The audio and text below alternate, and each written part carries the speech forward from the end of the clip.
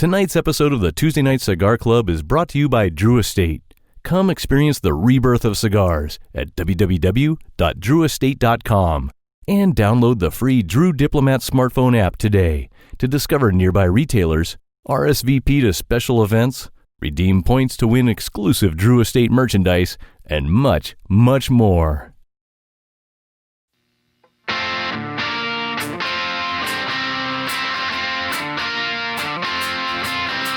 This might be a big mistake, but I'm having too much fun to wait.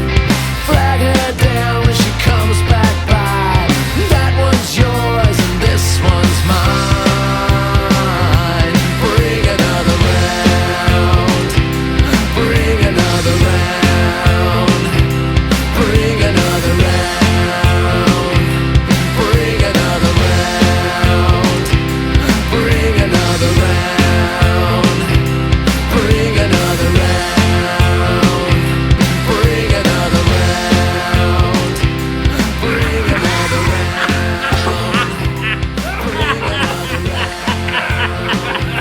Bring another round.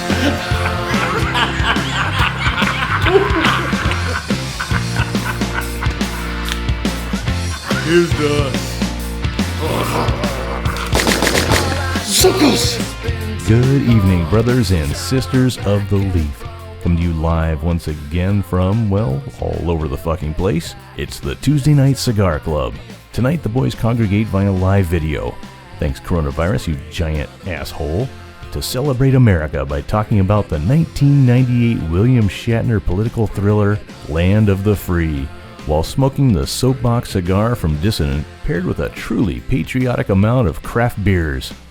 Captain Kirk, a delicious cigar, and 10% beers. That sounds like a recipe for one hell of a good time. So cling on to your seat, folks.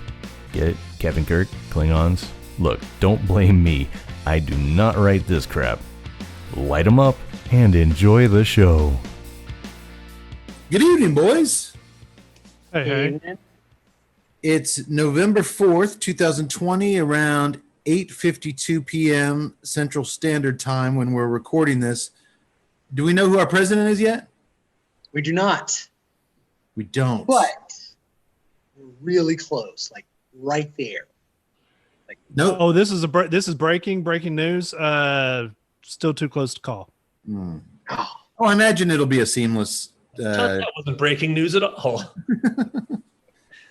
Ted, feel free to break in with those breaking news at any point. I imagine whatever happens, the transition will be seamless and classy because that's how America does things.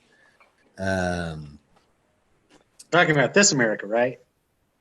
It'll be interesting to see what happens. Look, Tut's wearing his classy as fuck America t-shirt. A kitty cat riding a Star Pop wearing an Uncle Sam hat. Look at that. He hadn't worn that since the 4th of July. That's how patriotic. So, dude, are you going to wear that every day this election goes on? You're going to be wearing it for like 2 months? Oh no. I've got a kitty cat with some firecrackers. I got a kitty cat with an American flag T-shirt. I've got a whole closet full of patriotic kitty cat shirts. I'm not worried about it. So when this thing goes up to January 20th, when the Constitution says that we have to have a president and the House is still undecided, and y'all going to mess around and get Nancy Pelosi as president, I'll still have a kitty cat shirt for it. Huh. I think I'd rather have the kitty cat shirt. It's called line of secession, baby. Well, I tend to agree with the old saying that politicians have one thing in common with dirty diapers. Speaking of Nancy Pelosi and all of them, they both need to be changed regularly and for the identical reasons. Well said. Well, I didn't say that. That's an old one. But boy, it'd be nice to get some new blood in there. A bunch of these old fossils. It would be nice. We'll see how that goes. But what do I know? I'm only one of the country's most world-renowned political podcasters. When did that poll come out? When were you anointed as such? Oh, that's right. No, I'm a highly respected drinking podcaster. That's right. Oh, there you go. Yeah. That makes more sense. Respected. Somewhat respected drinking podcaster.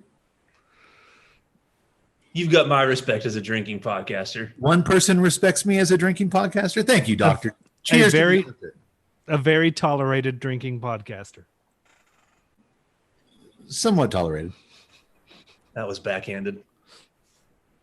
We shall keep our eyes on the breaking news while we talk our way through a political thriller tonight that involves another high-profile fictional election. Look at us, all topical and shit. Heck yeah. It's like we're pros. But fret not, loyal listeners and viewers out there. Our movie tonight, this isn't James Judi Dench and Daniel Day-Lewis. Tonight we feature a political thriller that stars Captain Kirk and the Doctor from the Love Boat. Yes. So don't fear for 1 millisecond that your favorite party podcast is getting all serious on you. Party on, fellas. Just the way TNCC should cover an election. Oh, you got Doc from the Love Boat reporting in? Cheers. Well, we got I was talking with Skip Martin of Roma Crowd about going down there tonight and doing a show in Austin at Roma HQ, and he wanted to do a political thriller of his own that I'd never heard of, and it did not star the Doctor from the Love Boat, so I had to put the kibosh on that. I know our listeners, and they know us, and that's why you're here, and thank you very much for joining us once again. Tuesday Night Cigar Club, episode 126. That's a lot of beers, boys. That's a lot of beers. That is a lot of beers. What's 126 times 12? That's how many beers I probably drank over the course of this show. You know what? I'm going to pull up the old calculator. There's the ones that we drink during the planning, and then there's the pre-show, post-show There's beers. always the pre-show beers. Yeah. The pre-show beers. But if you just count, let's say I drink an average of 12 beers from pregame through the show, sometimes more, never less. What about your preparation beers? Let's not even go there. But dude, if you just do that times 125 shows, that's over 1,500 beers. That's a lot of beers, man. A lot of beers. That is an American hero. Or some shit like that. Well, after a highly successful and very inebriated March to Halloween, where we introduced y'all to a slew of fantastic horror films, we're leaving that genre in the dust for now, as it's time to tackle some other things and do it the only way we know how. And how do we do it, boys? Drunk? No, I'm asking you, how do we do it? I forgot. Oh, I need your help. Beers will do that to you. I need your help or the show stops here. No, of course. Yaks, what do we do every episode? We do three things. We do them well. Yes, well. Enjoy or hope to enjoy a delicious, or hopefully delicious, premium cigar paired with what could hopefully be a delicious craft beer paired with what hopefully will be a cinematic jewel. A cinematic gem, often the likes you've maybe not heard of. I think tonight will be one of those. And maybe we can shine our unique spotlight on it, and you'll be better off for it. But if not, hey, it's free. So you can't complain. It's free, didn't cost you anything. Grab you a beer and just hang on. Join the party, and thank you once again for joining us all these 6 years? Is that what we said? Yes. Jeez. Jeez. Funny. God. I'm going to switch things up a little bit tonight. I'm going to talk about the cigar first so we can light up. Because I am craving, as Yak Boy said, a delicious premium cigar. Tonight we are smoking, it's a political movie. Nothing more political than getting up on your soapbox and voicing your opinion. We are smoking the Soap Box by Dissident. It's a big honky. It's a big honky. Yeah. Really nice looking cigar. It is a 6.75 by 54, which classifies it as a Toro Gordo. Brazilian wrapper. My expert cigar sommelier senses is picking up that Brazilian aroma. Ecuadorian binder and pure Nicaraguan filler.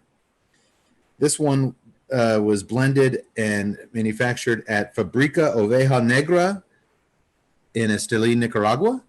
which, as we know, is the Blackworks people, the Blackworks gang, and the Black Labels trading company gang. So I will say this: this is our old friend Benjamin Holtz Cigar. We first met Ben. We're friends. I think I can call him Ben.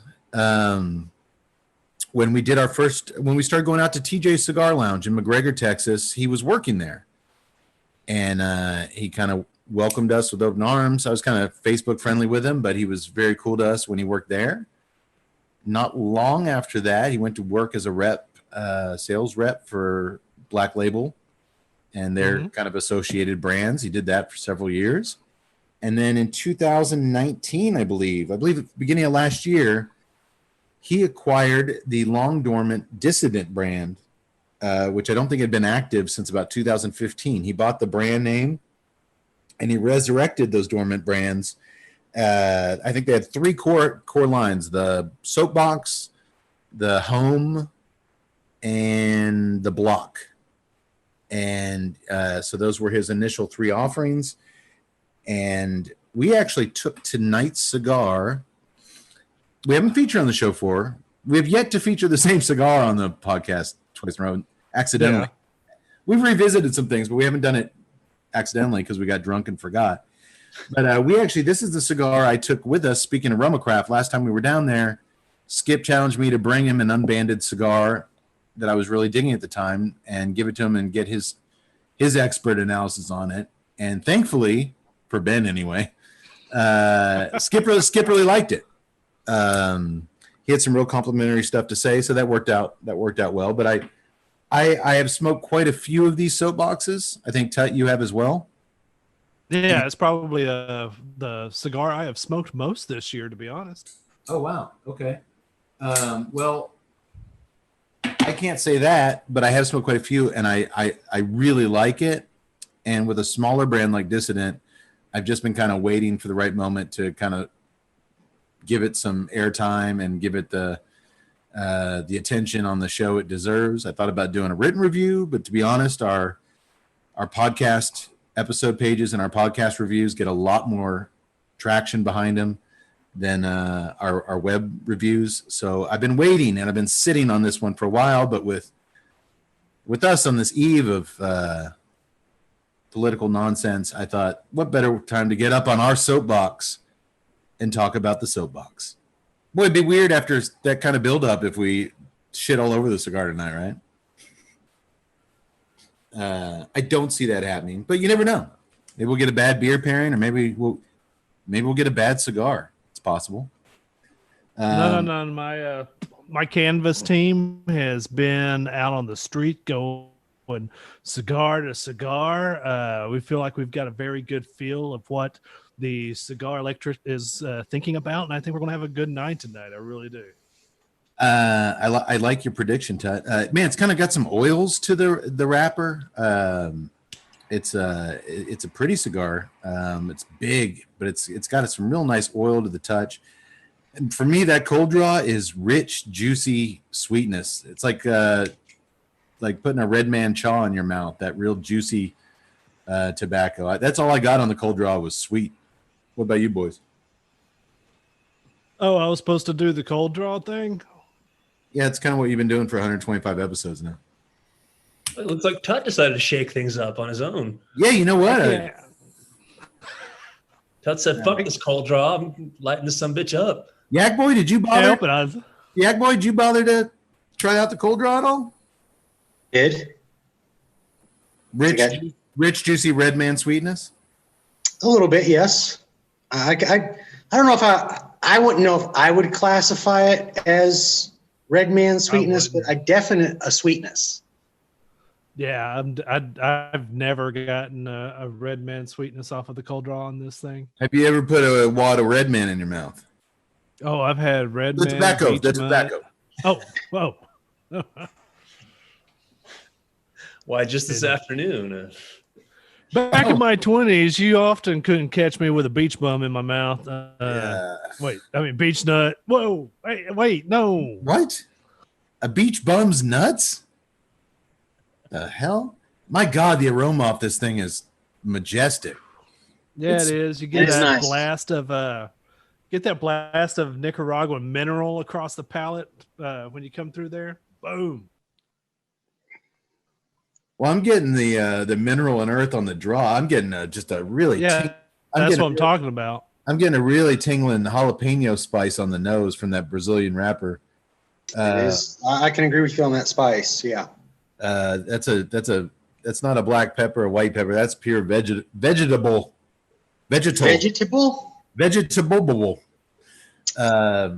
Yeah. Does this classify as vegetable? Can I just use this in place of other foods? Oh, in my daily food log on my phone when I'm tracking my calories and stuff, I do log cigars as vegetables. I mean, they're leaves. Mm-hmm. Why is a salad? Salad's just leaves. So's a cigar. Only I'd been doing that sooner. This is a line of thinking that I agree with. Okay. Well, man, yeah, the initial impressions for me, earthiness and mineral on the draw, really great jalapeno spice on the nose. But this thing has some surprises in store for us if history repeats itself from my previous smoking. So I'm going to come back to it soon. We just fired up, but I wanted to get that going. So Yak Boy could tell us what we're all drinking tonight. Yak Boy, what are you drinking tonight? Beer. Okay, what's Doctor drinking tonight? No, I went, of course, because of the theme of our movie, and just the way this election currently feels. I'm going with the shit show IPA. Well, I got the Wake Up Dead Nitro. Is that from Left Hand Brewing? Is that wishful thinking? It's wishful thinking. It is a Left Hand Brewing, of course, very well known for their milk stout. Very well known for their doing nitro beers. I believe this is a nitro. I believe we did the Left Hand milk stout on the show. Mm-hmm. Yeah, it's a very good stout. And I saw this one. I was like, hey, another nitro from Left Hand. I'm going to try it out. Of course, like I said, Left Hand Brewing out of Longmont, Colorado, started back in early 90s, 93, I believe. The Wake Up Dead is a Russian imperial stout. So also I thought, hey, Russia, we've got some negativity with them in our elections. They're the ones who's actually going to determine this election as their hackers work tirelessly putting in votes. I figured that was enough of a tie-in to both this election movie and current politics. So far, you're in the lead pairing-wise, Yak Boy. I mean, you're the only one, but you're the front runner so far. And the Wake Up Dead is a little bit of a powerhouse, 10% ABV. Oh my God! And around 40-45 IBUs. So, are you getting any bitterness out of it whatsoever? Surprisingly, no. I figured at that 10%, I was wondering if I was going to taste any sort of, slight alcohol to it, but no. It tastes fantastic. I mean, it looks fantastic. I mean, it is just pitch black. Yeah. Oh, bitterness with the beer. I thought he was going to say, hey, it's 10% ABV. I've dropped all my bitterness towards everything. Two of these, I'm not bitter about shit. Great. Well, except you guys. I'm surprised. I was like, I figured at 45 IBUs there would be something, but I'm really not getting, I guess, that, or I'm just really used to bitterness, and it takes that next level for me to pick it up now. I imagine curse you IPAs, curse you. I imagine that's probably pairing fairly well with the cigar in the early goings. It is. So far, so good. I mean, like I said, see where we go about when we get to about halfway on this thing and give it another. Okay, well, it's a big honking cigar, so we've got a little journey ahead of us. What's the doctor drinking tonight? What are you sipping on, Doc? Show us. The Good Doctor from the Steam Theory Brewing Company. They're in Dallas, Texas. They is the Singularity Blonde Ale.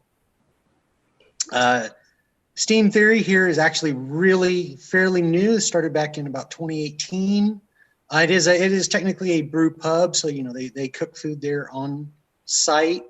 It's a very new, very nice facility. I saw some pictures. I don't know. Have you been there, Doc? I have not.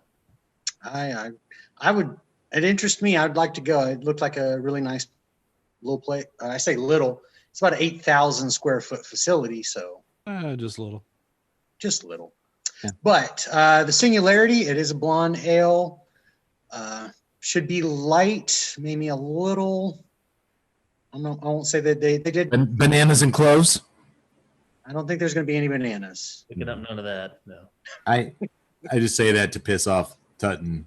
A little bit of, be sweet, fruity, Excuse me. but not overly, I think. Doctor, is that your assessment? So far, yes, very light. I think it said it has 20 IBUs, which is what you'd expect, I guess, from a blonde or thereabouts. There is what you may think of as a weak tie-in, but for me, Singularity is to represent the singular person that is William Shatner. Oh, you're going deep. Yes. So deep, I don't understand it. He's one of a kind. He is one of a kind. The singular William Shatner. Yeah. Yeah, he's kind of got his own little niche. Okay. Doctor, you're in second place on the pairing contest for the evening. Second out of 2, so It's close.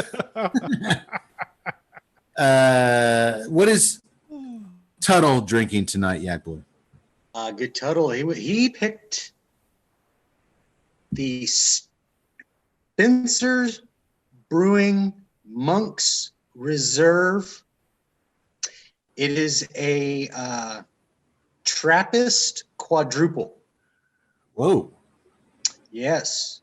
It also too is actually his is a 10.2% ABV. Should be I didn't find anything for IBUs, but considering it shouldn't be overly hoppy in any way. The alcohol would kill whatever hops tried to make their voices heard. it's going to be a lively show tonight. And and of course, this is an interesting one. This is the only Trappist brewery in the U.S. Interesting. Yes, located up in Massachusetts. It's originally it was it was Trappist monks, but they only recently got into brewing beer. Went along sort of they noticed with the changing times and everything. Before that, they were primarily making vodka drinkers. No. Oh. Not these monks. Wait, these are monks in America? Yes. We have monks? Yes. Yes. Still. Where's this beer from? We have all kinds. This is from Massachusetts. Yeah. Okay. So we got Massachusetts monks making beer up there. Right. Mm-hmm. But more specifically, they are what is known as Trappist monks. So as there are other beers in other Trappist monasteries in Europe, and they also brew beer, these guys eventually started doing it as well. A group of them actually were given permission. They had to get permission from their the head, the abbot, and he let them basically take. Well, it wasn't like 2 years solid, but they went and stayed with the other monks at the other breweries to learn how to brew beer from them. So they took that, came back here, and started brewing beer. If you're going to devote yourself to a life of celibacy, you may as well make your own 10% alcohol beer. Yes. Thank you, God. If you're a single guy and you're not getting laid, that might not be a bad move. I think it's a pretty good move, actually. Well, I think they're not doing it because they're not getting laid, but because of their devotion to God. Can they order better expression of godliness? Of course, but I'm just saying, can they order pizza and watch action movies and stuff too? Yes. They just can't have sex or talk. I don't know what the particulars are. Oh, I think they can talk. Yeah, it's not like Franciscan monks who can't talk. You think if one's shaking the hops into the thing and he's the other guy's and they're no, man, they could be so much easier. Dude, stop shaking the hops. So they can't speak. I thought monks had to take a vow of silence. No, not all of them. It just No, depends no, no, their- no. on That, their that's sex. actually a personal choice. Oh, Not going to be silent for very long drinking 10% beers. that's true too. You know what, Father Bartholomew? There's something I've always wanted to say to you. If the other monks came in your room and you had a chicken there, could you be like, "Oh, I thought celibacy was a personal choice"? That's a pretty hard rule. You don't want to. Okay, I Hey, always I'm thought, new here. I'm new here. look, it's my first 5 years. I got confused. Like, why don't you just go back to being silent again, pal? Okay, well, that's cool. I'm learning a lot tonight, boys. I hope you are too. And it Oh, yes. is good. It is really, really good. There was an Austin bar here that had that served nothing but the Trappist sale on their wall. So that was actually my first exposure. And this, so when I saw this, there's no tie-in. I just saw this and I was like, I really want to try this beer. Yeah, I was looking for something that would be a little bit more hefty to go with this cigar to kind of see if I could push it around a little bit. And this so far is just really, really good. It's not medicinal. It's not bitter. It's got a lot of bright flavors coming through it. So I'm really kind of good, but it's also malt, heavy malt taste to it. So I'm really liking it. A little bit of everything, huh? Well, most quadruples are. Yeah, that's why I like quads. It's funny. The one night you and Yax both go above the 10% line, and this is like the only show in forever that I went with a pussy beer. Yax, what am I drinking? You are drinking from the New Belgian Brewing Company, I'm a fan of New Belgium Brewing. located in Fort Collins, Colorado. Most well known for producing their Fat Tire beer, Which I don't like. which you don't like. You are drinking the Voodoo Ranger American Haze IPA. It is a New England style IPA, so it has less of the wonderful hot bite.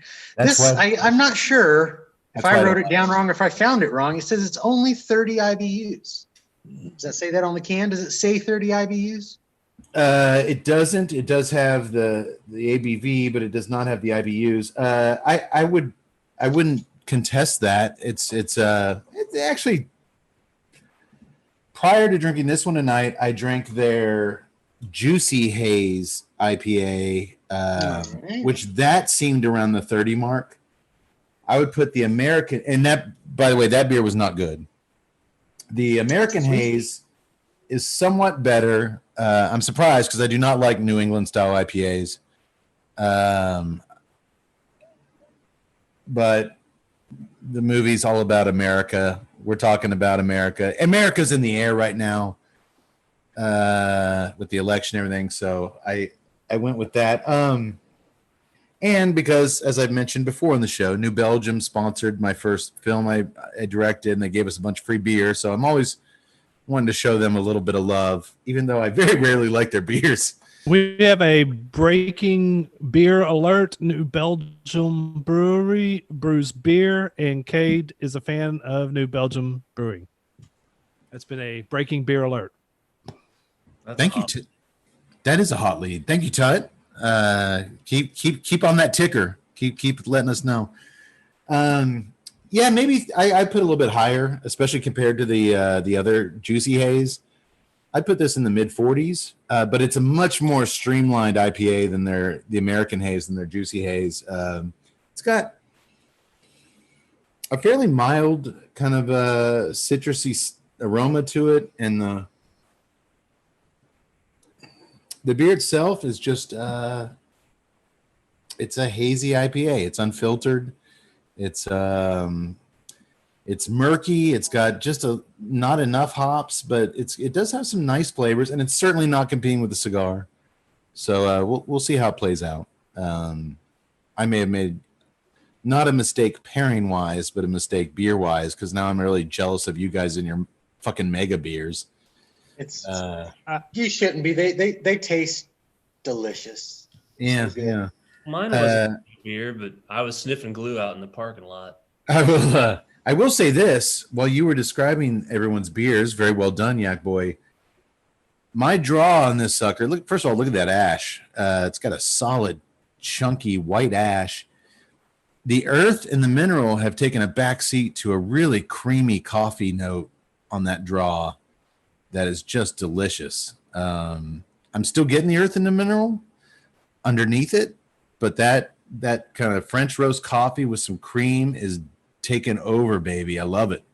Well, see, I'm glad you said that because I was concerned because I'm sitting here drinking this wonderful, thick, creamy, coffee tasting beer. I'm like, that cigar, man, it tastes so good. It's not your beer. This cigar goes to some creamy places, much like the doctor. Son of a bitch. Would you agree, Tut? I would if I could ever taste cream. I know you don't get cream in cigars, but do you get the coffee presence? And do you get do you get about an inch in that it kind of smooths out a little bit? To me, not. To me, not really, but I do get more of the coffee presence coming in. I still get the nice mineral in there. But what I've really kind of noticed is that the retrohale has a sweetness to it. It's not just that jalapeno pepper in there. There's a little bit of a, like right on that back side of that throat. When you just start that retrohale, there's a little bit of hint of sweetness that I like. So kind of in between the draw and the retrohale in the back of your throat, there's a little something there. That's right. Don't fall for it, Tut. Don't fall for that one. Little something there. Okay. Well, before we get into tonight's film, our third component of what we do, like no one else, I was outvoted tonight. We did the Boot of Remembrance for Eddie Van Halen last episode. I thought we did a really good job of paying tribute to Edward. And we've lost, in the meantime, someone else. A very familiar face to anyone who loves film. Sean Connery died like 2-3 days ago. And I gave him a thumbs down for filling the Boot of Remembrance. And you guys very quickly said, no, we're commie bastard.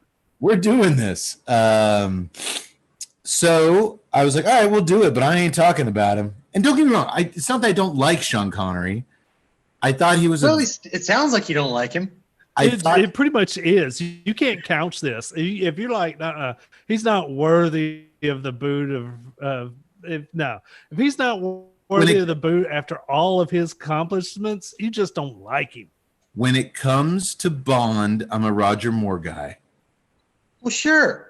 And when it comes to Sean Connery, I thought he was a very good Bond, and I enjoyed his Bond films. But after Bond, man, I just gonna admit he didn't really do much for me on screen. Shameful. So that's not the TNCC way. I just being honest, but you guys feel differently. So one of you guys say a little something about this guy, and the guy who isn't a big fan will take care of it. You make sure he gets to heaven, okay? I'll keep it short for, he born Thomas Sean Connery, August 25th, 1930, Edinburgh, Scotland. So he was, and then of course he passed here on October 31st, 2020. How old was he? Good run. He was 90. It's a good run. Damn good run. To 90. So, I mean, you can't say that he didn't live a full life.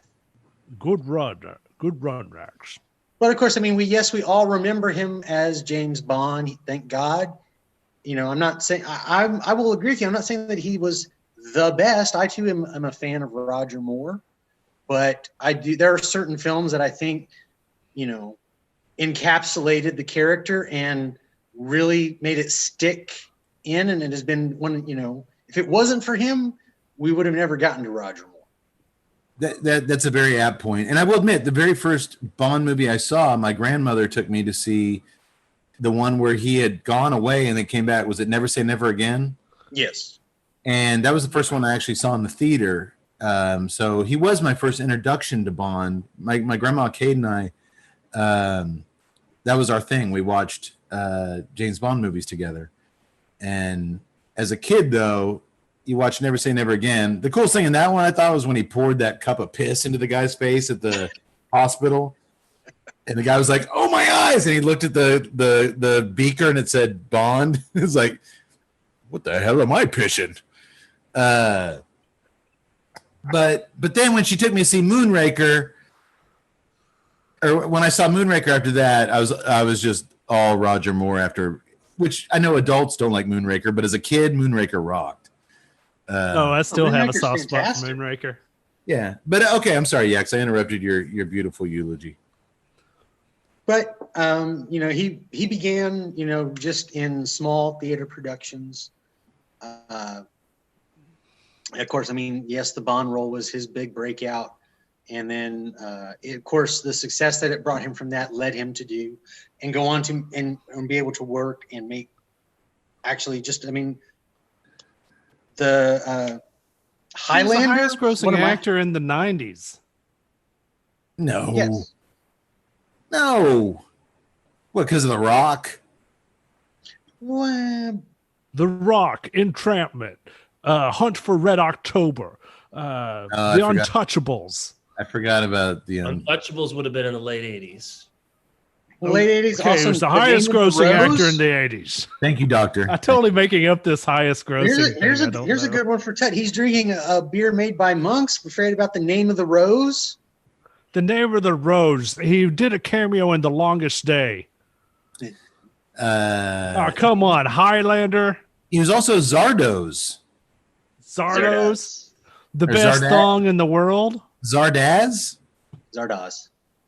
I don't know, but for the last 25 years, that's been the Doctor's Halloween costume, and it always goes over like gangbusters. It is my favorite costume. That red mankini has never looked better on anybody than it does on the TNCC's very own Doctor. I just don't know which one I like. Do I like the red thong, or do I like the knee-high stripper boots that he wears? It's the combination, and the I think Doctor so. when he walks in the party, the Doctor just starts writing prescription pads, and the prescription, horny pills. That's what you're gonna get. Horny pills. Watching him walk around in that. This has never actually happened, but I'll buy into the legend.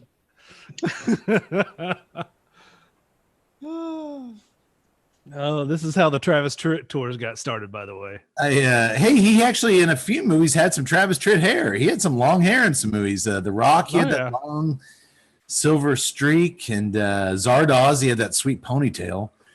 Yes. Okay. Oh, well, and something that you guys would never watch, Finding Forrester. Yeah, I saw Finding Forrester. It was good. your only limitations, son, are yourself. Whatever the fuck that. I just remember his thing from the commercial. I kept on seeing, "You're the man now, dog." Oh, dude, that was the Finding Forrester trailer. You're the man now, dog. You're the man now, dog. And every middle-aged white woman in the audience was going, yes. Yes. And don't forget his appearances on Jeopardy, where he delivered classic lines such as "Shuck it, Trebek." The I'll Daryl take Hammond. George for 100. The Daryl Hammond Feel impression about that. was Great. phenomenal. Yeah, I mean, I don't know why I said thumbs down. He didn't mean a lot to me other than Bond. But you know what?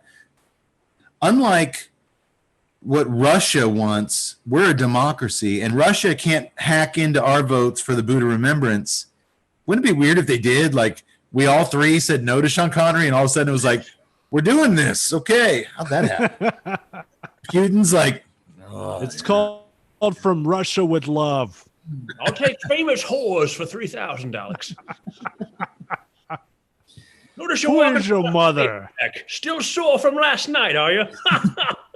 The day is mine. dude, that's what sealed it. The day is mine.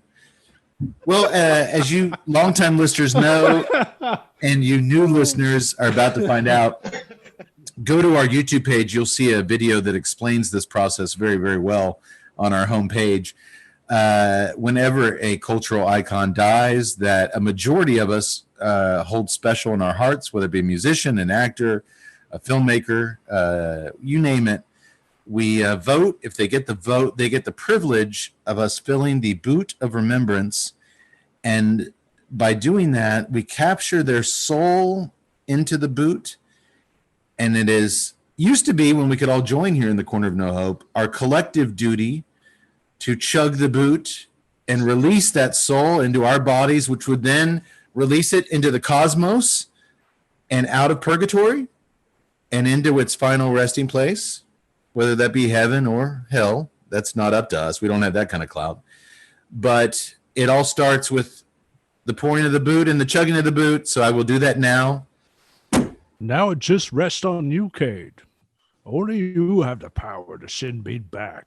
Isn't it funny that the one guy who didn't vote for him is the one who's responsible for his goddamn soul? I'll take 8 That's how for $800. What was that, Doctor? Eat, and you have no money left. Of course, I expect someone like you to say that with your fancy walk and your Dago mustache. All right, you know what? I've lately been using a 24-ounce Bud Ice for the boot, just because it's hard to chug craft beers as much as a domestic. But I'm going to go ahead and empty a whole Voodoo Ranger American Haze IPA. American, you're going to send me off with that crap? Yeah, I probably should have just done a little bit of Scotch whiskey or something. But how does a Scot? Told me heading to you last night, Trebek. How does a Scot become James Bond? The same way he became a Russian submarine captain. He's just cool. That's how great he is. Acting. And a Chicago Irish beat cop. And a Chicago Irish. Well, you know, the Irish were up there. And whatever he was in Zardoz. And did you guys know he was up for the role of Bodie, Patrick Swayze's role in Point Break? What? I just made that up. Yeah. I was about to say. That was something else. Yeah, that's a... I'm not going to paddle my way to New Zealand. All right. Here we go. With this, I will release Sean Connery's soul. He's been just hanging out, dangling in the cosmos. And now I'm going to finally give that bastard some peace. Dangling in your cosmos, Trebek. Here we go. This will be riveting for you podcast viewers. For you YouTube listeners, this is going to be pure sex.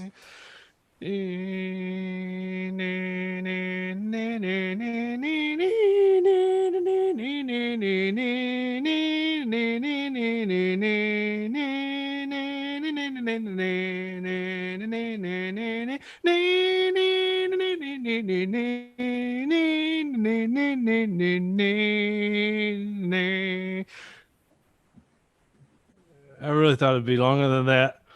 He's gone. Well chugged, Trebek. I'd say you learned something from your mother. Oh, the day is mine. I had a successful chug of the boot, the finishing move, the face wipe of the foam, and Mr. Connery is now sent off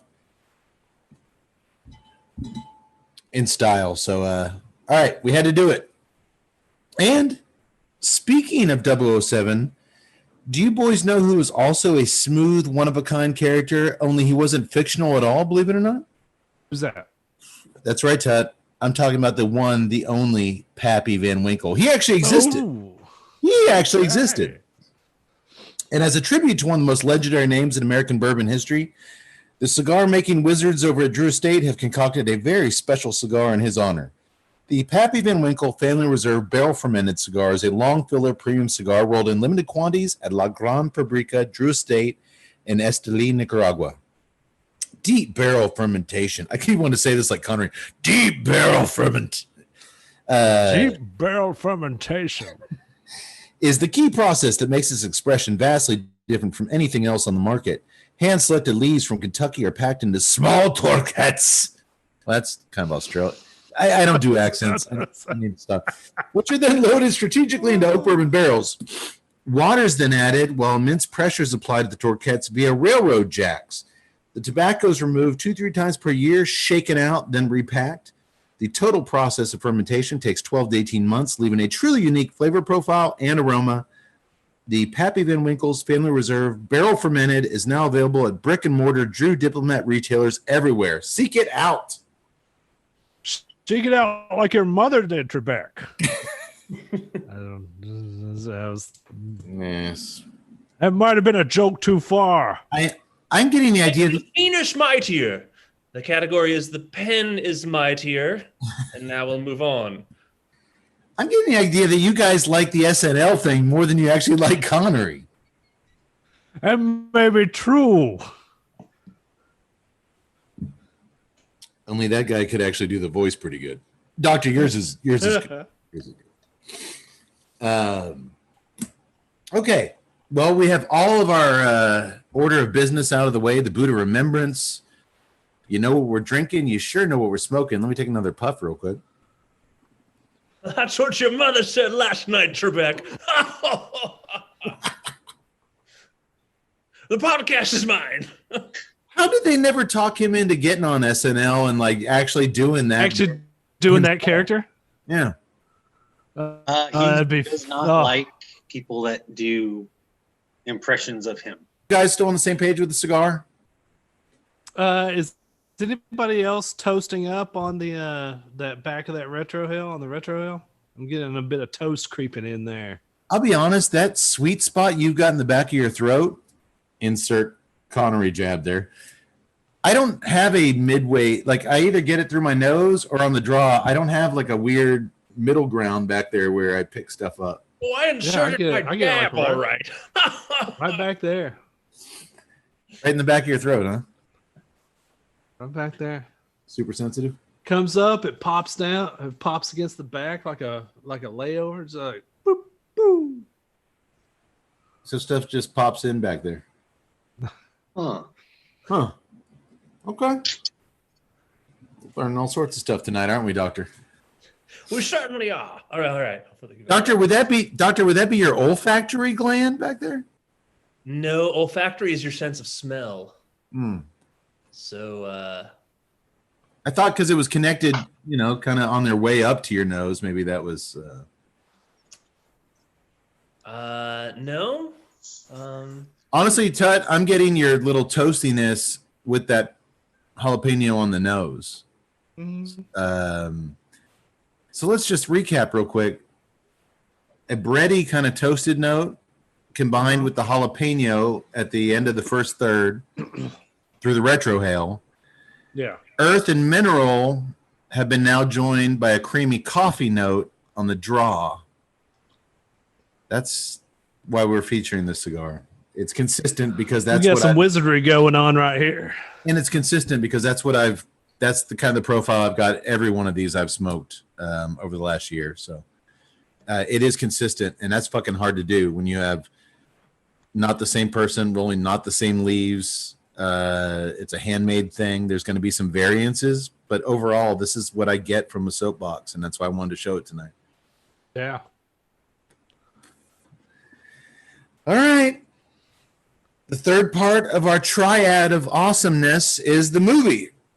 And tonight we're going to talk about 1998's Land of the Free.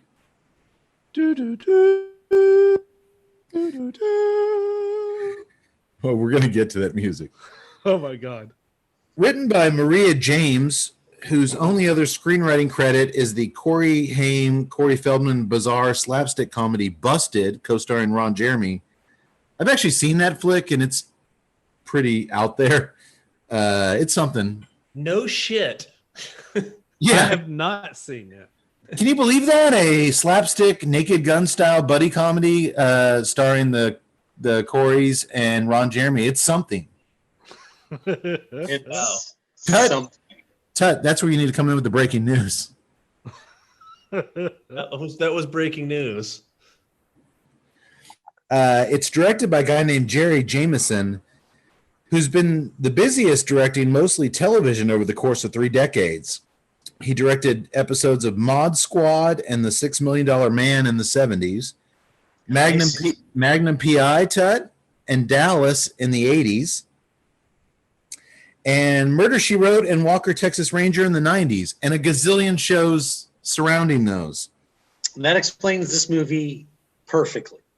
So, folks at home on the iTunes and the YouTubes, I give you this. From the writer of Busted, starring the 2 Coreys and Ron Jeremy, and the director of 1 episode of Jake and the Fat Man, tonight we give you Land of the Free. I believe this is our first political thriller feature on the podcast. Maybe? Who knows? I don't know.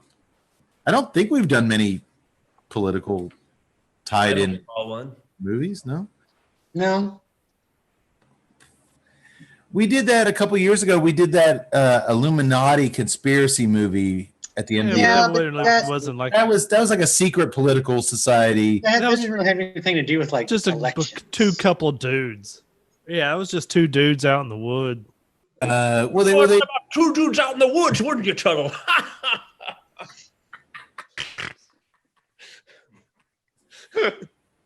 All of a sudden, I'm glad you guys chose to give the boot to Sean Connery. Thanks, Doctor. Land of the Free is the story of a California senatorial candidate, Aidan Carvel, played by William Shatner, who uses his office to shield his criminal activities while his campaign manager, Frank Jennings, played by Jeff Speakman, fights for the truth. And it's easy to hide his activities with a twinkle in his eye. He's a charismatic mofo for sure. And no, this is not based on a true story of as it was released in 1998, unless writer Maria James time traveled ahead 20 years or so, but I doubt that's the case. Doctor, has the scientific community, your peers, made any advances in time travel as far as you know? Because if they have, I'd like to go back to 1982 right now. My God, Cade, if I could go back in time and just live perpetually on a wheel from 1982 to 1989, I would. So, no, sir. No, as far as I know, no advances have been made in the science of time travel. Do you still keep in touch with any of your colleagues at the Poughkeepsie Institute of Technology, the PITS? I'm afraid I've been shunned by them. Oh, I didn't know. I would not have brought it up. I'm sorry. Well, it's because those plebeians are afraid of real science. They're fake science. They're fake science. Like Fauci. Speaking of real science, can I truncate that from 82? No, I'll even go to 81 to 85, maybe 86. Oh, I'll cap it at 86. I was going to go bigger. I was going to go like 80, 82 to 96. That'd be a great run. Yeah, I'm not liking the 90s. I'm not liking the 90s. I dug the first part of the 90s quite a bit. I don't want grunge to ruin my hairband. The world was better before grunge. I'm just sorry. I'm saying it like it is. Okay. Well, interesting debate. Old words. But no, Mr. Cade, we, God, if we could. Luckily, Kurt Cobain and Lane Staley and those guys died before we had a podcast. Or I'm guessing Tut would have vetoed the boot of remembrance for all those guys. Actually, no, I would have supported it for Cobain. He eradicated a genre. Two real albums that guy had. He eradicated an entire genre in only 2 albums. But you just said that you detested the fact that grunge eradicated your hair bands. I do detest it, but you cannot object to the talent. I mean, the dude moved the entire culture in 2 albums. We don't want big hair. We want ratty old sweaters. Right. We like this now. Yay. Did he move it, or was he simply riding the wave of change that was? Oh, He moved it. Life imitates art.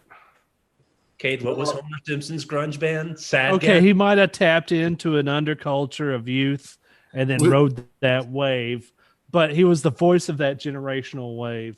Dr. Homer Simpson's grunge band was what? Sadgasm? Sadgasm, yeah. Sadgasm. Oh, by the way, guys, not to go off on a musical tangent, but there was one. There was one band that thrived in the hair metal era, in through the grunge, and continued to make the most amazing music. And I happen to be wearing their shirt tonight. Here it comes. Faith No More, baby. They surpassed all genres. They incorporated all genres. They existed on a plane, much like the Tuesday Night Cigar Club, all of their own. They made their own rules, and they paid attention to what no one else was doing. And that's why they're the greatest band that ever lived. I enjoy your enthusiasm. And that is not fake news. So let's start off by talking about the lamest opening credit sequence we've ever sat through in 6 years of doing this thankless horseshit. Oh. As we watch an American flag float in the breeze, and they dissolve into like a different part of the flag, and they dissolve into like the stripes and the stars. A horrible synthesizer score plays some kind of half-assed patriotic music with an occasional dark, like low note dropped in occasionally as the credits roll over it. It's a do. It's like the upper side is just hum Donnie Most, and that's the song. It's Don Most. It's Don Most now. I'm still grappling with the fact it's like the podcast is 6 years of thankless horseshit. Oh, did I say that out loud? You did. Oh, and I actually typed that. That shows you how strong my emotions are in this. This score by Stephen Cohn is absolutely terrible, and they use this same piece of terrible opening music throughout the movie at terribly inappropriate times. We'll get to that. Even if this film was somehow good, which it isn't, it would never have had a chance of success paired with this weak-ass attempt at music. Am I right? Oh my God, it is the most horrible score. But when you described that he had just, and I will keep coming back to this score for every 5 minutes. You need to get through this movie as fast as possible because I'm going to keep coming back to this crap. It is the worst, by far, a show of hands, the worst musical score we've ever featured on the podcast. It's pretty bad because I'm sorry, I can't vote twice. We've all picked up on it. Oh my God, it's terrible. It seemed to shift too, like it would go from we're doing a patriotic theme to now danger's afloat. Yeah, but even the danger stuff, they kept doing that same horrible patriotic theme. Like, I'm gonna give you guys some variations of this to play with. By the way, they're all total shit. Okay, we'll see what we can do. Jerry Cohn or Stephen Cohn or whatever the hell his name was. So, the film opens up with Aiden Carvel's opening campaign speech of the movie. And here's what he says. This will kind of set you up for what kind of character this guy is. I'm not going to do Tut's Shatner impression here because I don't do a Shatner impression, but here's what he says to the mass of 20 people gathered outside. We have a choice. It's up to us, the people, to make this country great. I'm here to speak for you, all of you, the old, the sick, you who've been ignored by your country. I'll be your voice. I'll be your conscience. I felt your pain, and I know what you want. Pride in your country, health for your children, security. What happened to those men in Washington? Why have they forgotten you? Because they've been there too long with their hands out, their fingers taking your money, your freedom, your opportunity. And if you leave them in office, they'll take your life. Both fists up. My triumph will be your triumph. Together, we will make a difference. And the crowd waving U.S. American flags. Yeah, you got it. You got it. That's good. Yeah. Holding up signs that say, if you hate Carville, then you hate America. And wearing little red, white, and blue top hats, all start chanting, Carvel. By the way, I'm going to need you to take the emotion down about 5 degrees in order to accurately capture his delivery. I wasn't doing an impression because I'm not on horse tranquilizer. I love Shatner. He is an absolute individual. He's a singularity and he's personality. And he sleeps through this performance. You got it, Todd. And he does. He's asleep during this entire movie. Well, it's just like, wait, this is your charismatic cult leader that's leading free America, and that's his speech? Yeah. They don't, but okay, the director, I'm going to take umbrage with that he's asleep. Shatner, to me, is the best thing about this. I want more Shatner. I'm not going to vote for Aidan Carvel. I want to vote for Shatner for president. I'm thinking they don't let him be Shatner. I don't know what was happening, because normally I would agree with you. Shatner is the best thing that's in this movie, but he's the best thing just by being on screen. If he would have even like done whatever it is that he does, it would have been even that much better. But just him being on screen is enough to like elevate this movie a little bit, because that's how bad the rest of it is. He really gives us 33% Shatner in this film. I kind of thought so too.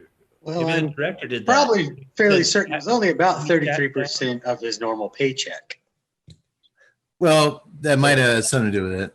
Unfortunately, we get 110% of Jeff Speakman, but we'll get to that in a minute. It's because we had twice the amount of Jeff Speakman. So essentially, Carvel grew as an actor, not in talent, but in size. So essentially, Carvel wants to make America great again and drain the swamp. That's what I heard. Good luck with that, Captain Kirk. Oh, and get this. He's a highly successful businessman who's written a best-selling book called Land of the Free, which he shamelessly plugs in anything. Hold on. You know what? No, I'm going to agree. I'm sorry. I hate to interrupt you there, Cade, but I'm going to agree with you, Doctor, because as I'm thinking about all the stuff that he's done a little bit after it, where he's full Shatner. I mean, even if you go into what was the Eddie Murphy De Niro deal where he played the game show or the he played what was it, Showtime, where he played like the TJ Hooker type deal. It was like teaching Eddie how to, dude, he was full Shatner in that, and he was wonderful in it. Even when he was the beauty contestant pageant on the Miss Congeniality stuff, he was full Shatner. It was wonderful in it. I'm going to agree with you. Yeah, I think there was somebody there dialing Shatner down. And the director maybe even said that, like, hey, Bill, gonna need to tone down your Shatner. And maybe he would have said, like, tone it down. Tone down myself. How do I tone down myself? I'm Bill Shatner. So you're saying the director shat all over Shatner. He shat on Shatner. I think he might. I think there's credence to this. All right. Well, we'll never know, but it's a thread that we can explore. Carvel especially plugs his book. I think for now, president. Do we still have the same president? Breaking news. Is anything changed? We have an election update. Still too close to call. Also, if you go to Amazon, go to TuesdayNightCigarClub.com, click on the Amazon.com banner, you can buy Trump's book, Art of the Deal. Yeah, go buy that. Well, he especially plugs his book during his live TV interview with the doctor from The Love Boat.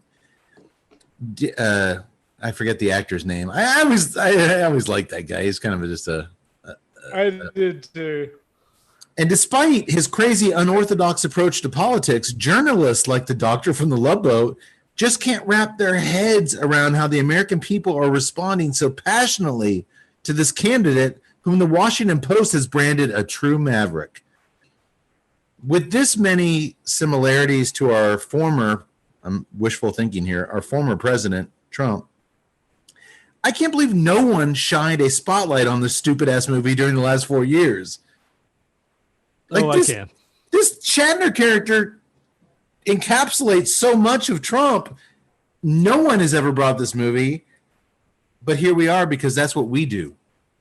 Man, I just didn't see. Maybe I'm just too much of a Shatner fan. I just didn't see nearly that sort of similarity between Aiden Carvel and Trump. Dude, he's talking about making America great. He's talking about making America great again. He's talking about draining the swamp of politicians. He's saying all the right things. Yeah, but I actually believe. You'd actually vote for him. I wanted Shatner to run for president. Yeah, I actually did get the tie-in, but it's not a Trump message. It's a straight up populist message. I mean, this is the same message every populist, candidate has run on. But what I'm trying to say is, do you think maybe this was 98? It probably played on late night cable. Do you think one night in a Russian hotel after those chicks peed all over him, Trump turned on the TV, watched this movie, and was like, I like this is a thing. I'm taking notes. I don't think Entirely so. possible. I can follow that theory. I'm big time on that theory. Land of the Free is partially responsible for the fucking shit show we're in right now.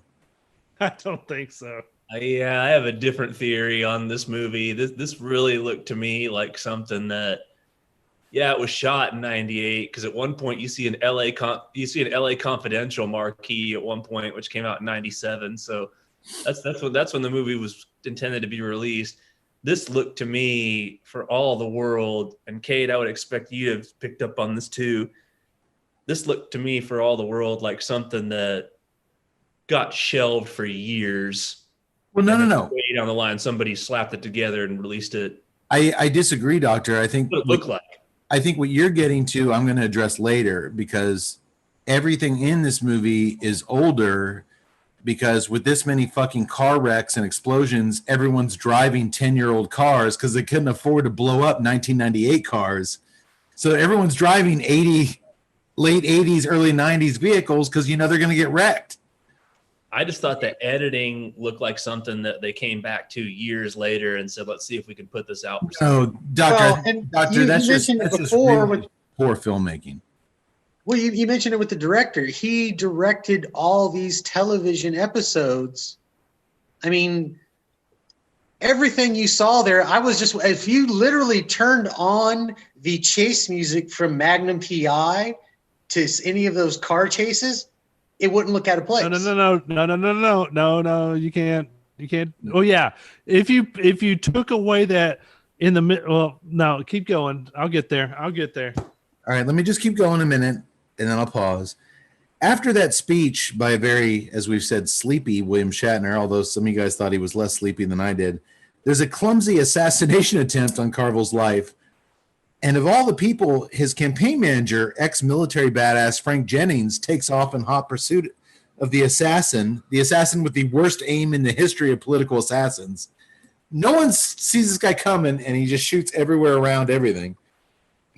Martial artist Jeff Speakman plays Frank.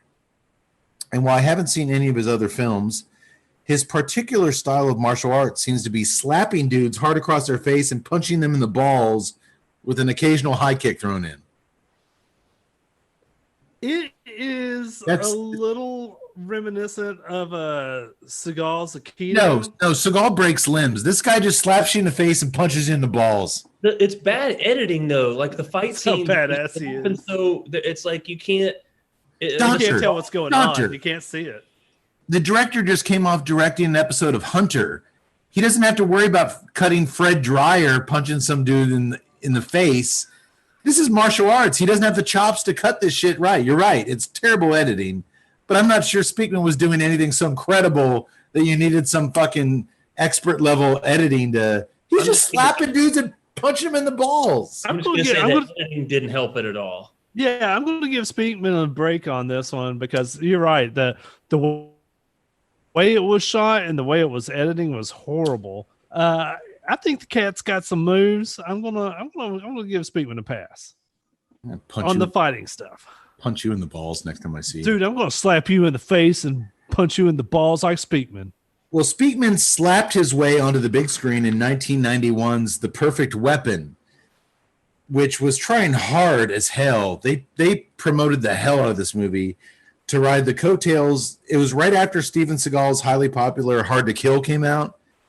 And Awesome. Jean-Claude Van Damme was riding high on Bloodsport and the Kickboxer films. But where both Seagal and Van Damme had genuine screen presence, this ball punching turkey, he doesn't have that.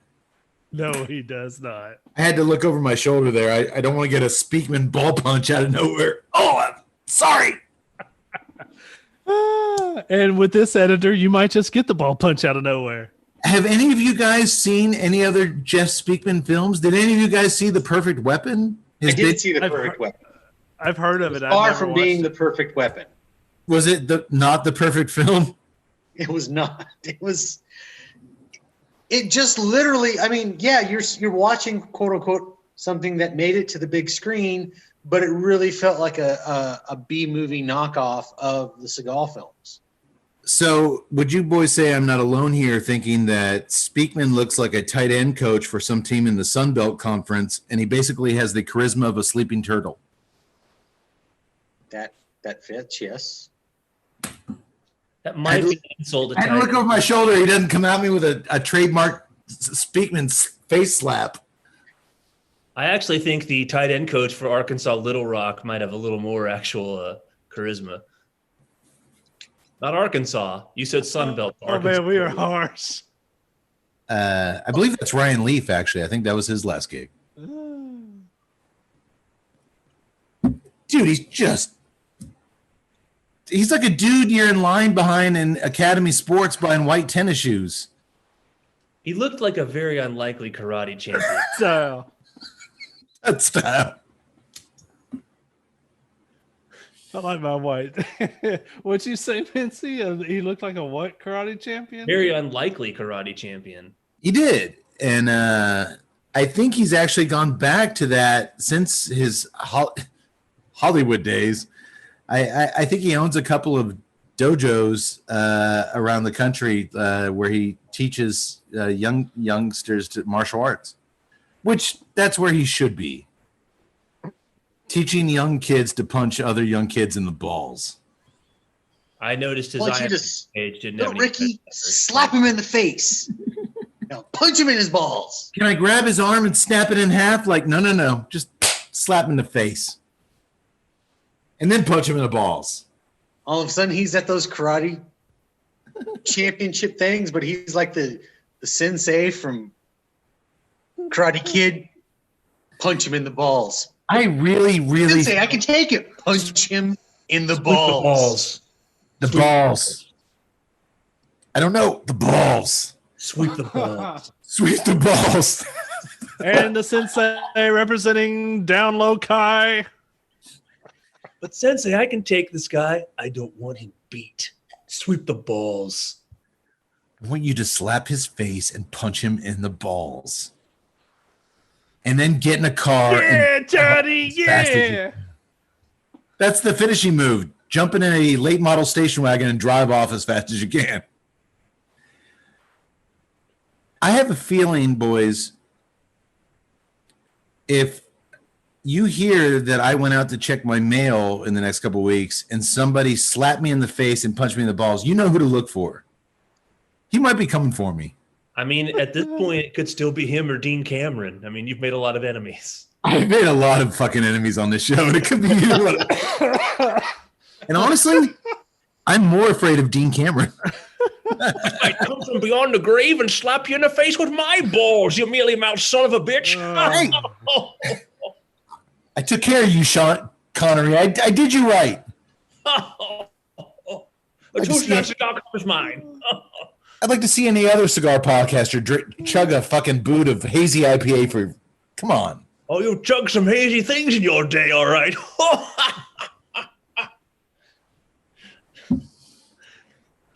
It's a cigar treating you, boys.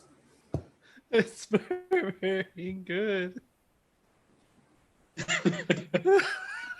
In the final third, for me, the coffee and the earth are equal parts in the draw. Earth was heavy in the first third, coffee was heavy in the second, and now they're kind of balanced. The mineral, the earth, and the coffee in the final third. The jalapenos died down a little bit for me in the nose in that final third, and I'm getting more of what Tut pointed out earlier, that kind of bready toast through the nose. Is that copacetic? I can agree with you. The spice for me is still a little prevalent, I guess. More. It has died down, but I'm still picking up a lot of that. You're actually, believe it or not, a little bit further along than I am. Really? So for mine, the coffee is the coffee's kind of died or subdued a little bit. To me, the main presence right now is earth. But I'm still getting that toast, a little light sweetness on the retro hell with a little bit of that pepper coming in. So it's a nice little deal. But we are yet to get into my favorite part of this cigar. Okay, I'm not the sweetness I got on the cold draw. I always want that to come in more so. You just mentioned, Ted. I don't get a lot of sweetness in the once I set fire to this thing. So, but I've got it's right on that back approaching the retro hell. I told you I don't have that middle ground between the draw and the retro hell. So, hey, you have something. You can't experience creaminess like we do, but you have this weird spot in the back. You have this weird spot in the back of your throat where you enjoy things. Let's experience some creaminess, all right.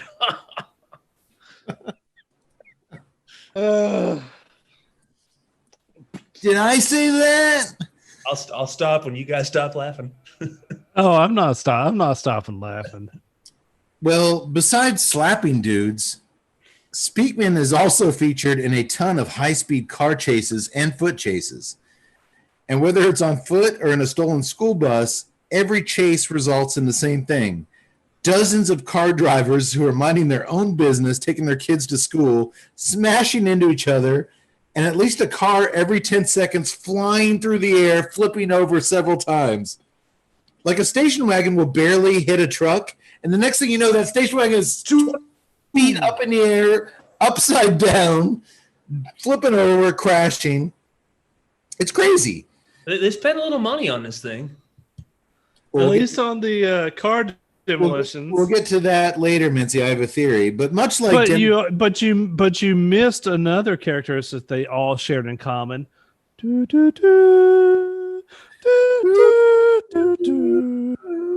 High speed chase. Everybody's smashing into each other.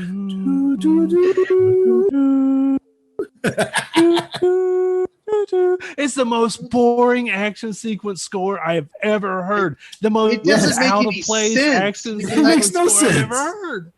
It's like, all right, there's a scene in Predator where Mac is like he's talking to Blaine, and it's got that. That's the song. They play that sad Mac Blaine music throughout the entire fucking movie. But where Predator does it for like 15 seconds at an appropriate time where he's giving a eulogy to his friend. Not a fucking scratch. This would be like Arnold fighting the Predator and they're like, no, come on. This would be Arnold jumping off the water. This would be Arnold jumping off the waterfall. Oh, well, man. Much like Dennis Quaid's Mike Brody character in our beloved Jaws 3 episode, Frank Jennings is responsible for the deaths of far more innocent lives than our film's actual villain by far. Just ask that did you see the poor hot dog vendor he throws to the ground? When he's chasing that assassin, he throws chicks to the ground, he throws kids to the ground, and then this poor hot dog guy is like, I don't want any trouble. He's like, ugh. Also, is it just me or punched him in the balls? Is it just me or does he not run very fast? He runs very clunky. He really well, obviously in this film he was not able to run as he was twice the weight he was in The Perfect Weapon. I just thought Shatner being a lot older than him and even heavier, well, maybe not heavier, but as heavy. I thought Shatner actually ran better than him. Shatner's got at least 30 years on him at this point. And I thought Speakman kind of ran like 30-year-old or 30. Well, I think he was wearing. He was the perfect weapon wearing the imperfect Dockers. I think they were a little bit tight fitting, and I don't want to get into that whole Dockers thing again. It almost killed the podcast, so I want to move on. But and again, every time he's chasing, I'm not gonna lie. When I was watching this movie, I thought about the Docker debate. And to Tut's point, every single foot chase, car chase, high impact, exciting moment. And I couldn't take it seriously because of it. I was just like, this movie blows. Yeah, it does. There's even a half decent skyscraper rooftop chase where he's jumping all over this rooftop, doing rolls, kicking a bunch of dudes in the balls and slapping them around. And finally, he has no escape. So he ties a fire hose around his waist, Die Hard style, and dives off. And even as he's diving off this roof, What a blatant ripoff, though, to do the fire hose jump. Yeah, but my question is how much fire hose does this building have? But it literally takes him to the ground. But guys, refresh my memory because I drink a lot on the podcast. Wasn't that Anna Nicole skyscraper movie? Didn't she do that too? Yes, she did. And it also took her down to like the first floor. It did. Well, it took her down to like floor 5, and then her boobs kind of cushioned. Well, no, she didn't need some. I just want to point out, she didn't need a truck full of pillows like Frank Jennings. She just landed on her titties. He literally ties the fire hose around his waist, jumps off, and we're to believe he would have reached terminal velocity because it wasn't like this thing had a brake; it was just flying off the reel. By the time he got down to near the ground, it would have just snapped him in half. Yeah. Oh yeah. When the actual fire hose did go out, it should have just snapped him and him like. But with Anna Nicole, it made sense because she had so much padding. She had that big ass and those boobs. There's no way. And I think she even gauged that before she did it. She's like, I know the risk. I can do this. Frank can do this. Frank Jennings said something like, This is no good. That was his catchphrase. This is no good. Which is the same thing a Sun Belt Conference tight end would say looking at a 3-4 defense. This is no good. Hey, you leave the Sun Belt Conference out of this, mister. There's some quality football that gets played there. Maybe there is. Maybe there isn't. I don't know. Wait. Doctor, are we in the Sun Belt? Doctor, what teams are in the Sun Belt Conference? 20 years ago, North Texas was in there, but they've moved up to Conference USA. I believe Texas State, the former Southwest Texas State, is in there now. Okay. Is Appalachian State or no?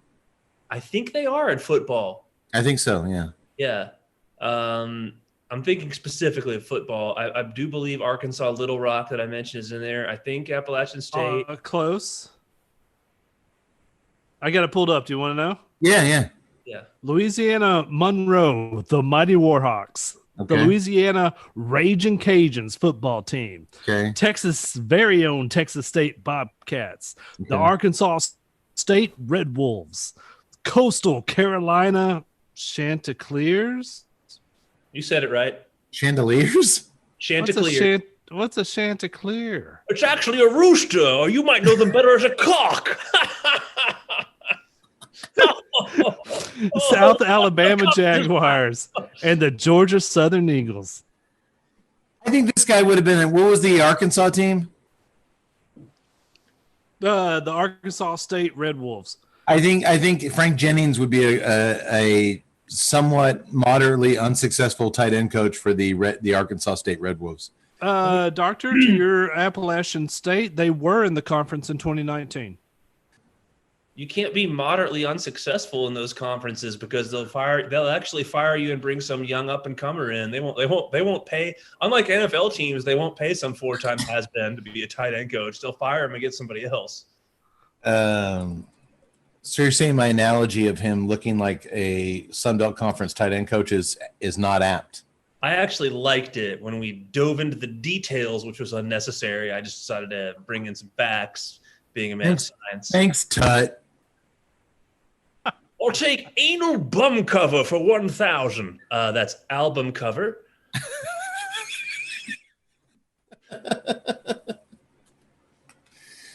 Oh. So essentially, patriotic good guy Frank Jennings agrees to work with the FBI once they've learned that Carvel, his boss, is secretly financing an extremist group called the Northern Militia to overtake the U.S. government. Why would a successful millionaire with a 20-point lead in the Senate race do such a thing? We never find out. Did they ever say, and I want to point out, I watched this movie entirely sober, so maybe that's the problem. Oh, you're the guy. Did they ever really point out that he was trying to take over the government with the Northern Militia? It was implied, yes. They actually. I mean, when they would show him watching his updated videotapes of his soldiers doing military drills, which would be rappelling over a wall and like crawling in mud. He's like, looking good. How's the Alabama squad doing? And they show them like doing the bayonet thing, like. Okay, I thought it was just that he had militia ties somewhat. No, he's actually financing a slow burn takeover of the government. All right. That makes no sense. You can't have like 5 hillbillies and with a couple of bayonets, and we're going to take over the government. Well, they're right now outside. Says every Proud Boy militia out there.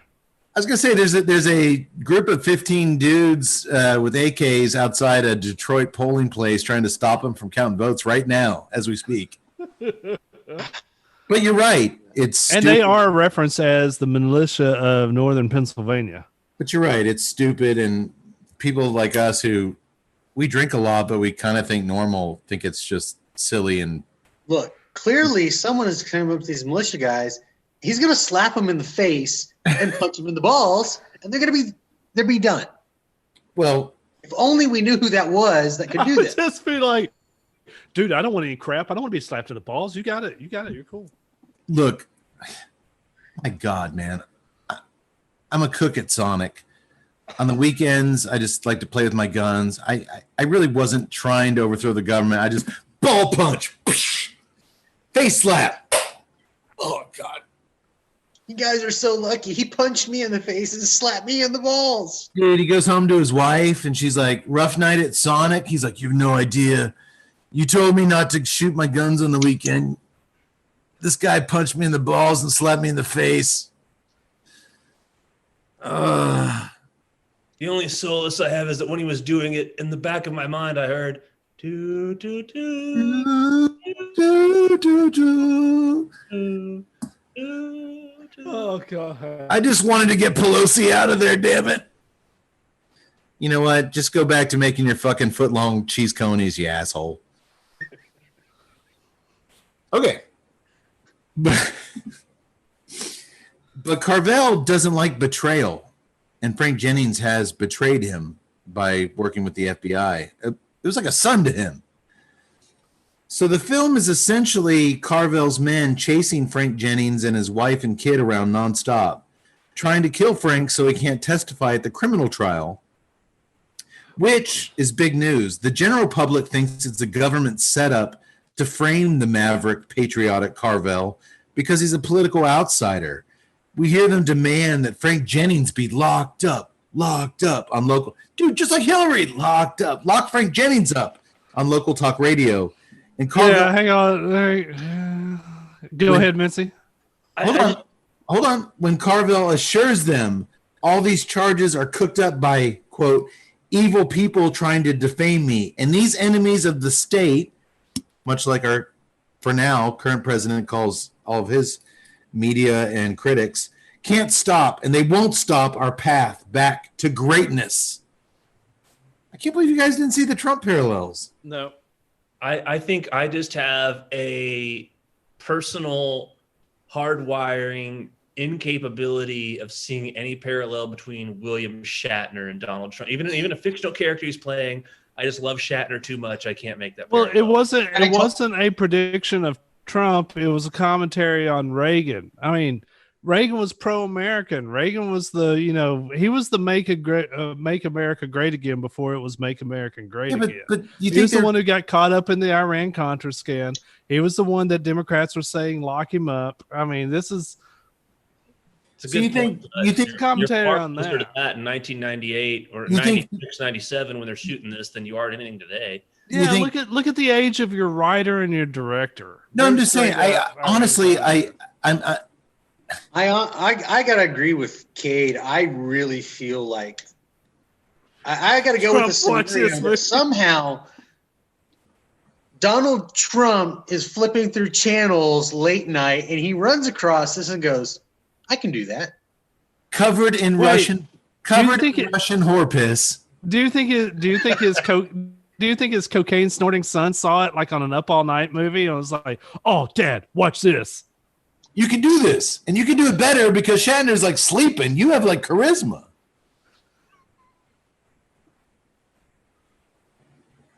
I don't know. I think it's just as crazy to say that they were screenwriter Maria James was channeling 15 years earlier Reagan than 20 years later Trump.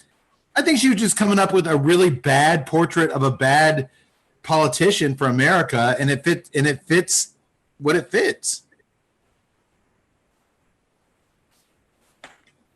She never went on to write anything again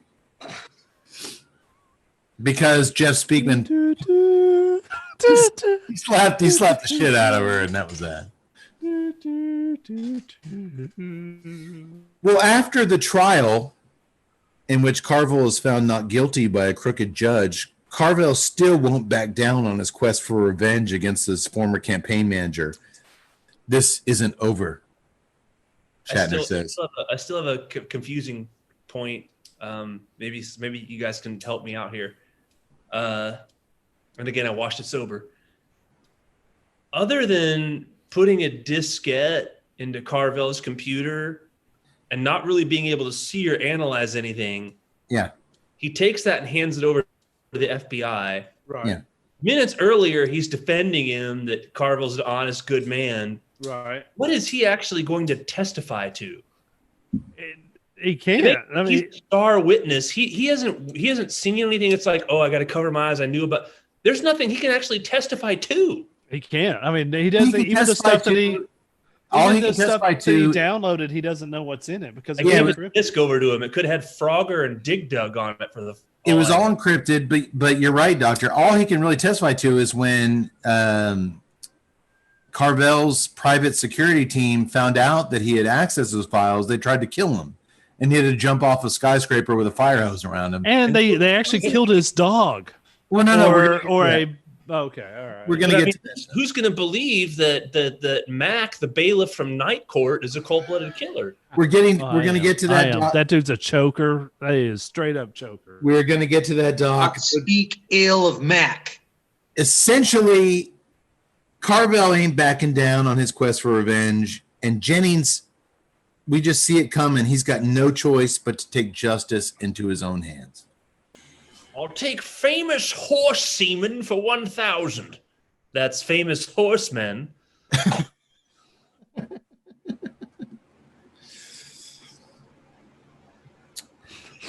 All right. Well, I guess we have to talk about the message that Tut briefly alluded to that Carville's men sent Frank earlier to dissuade him from testifying.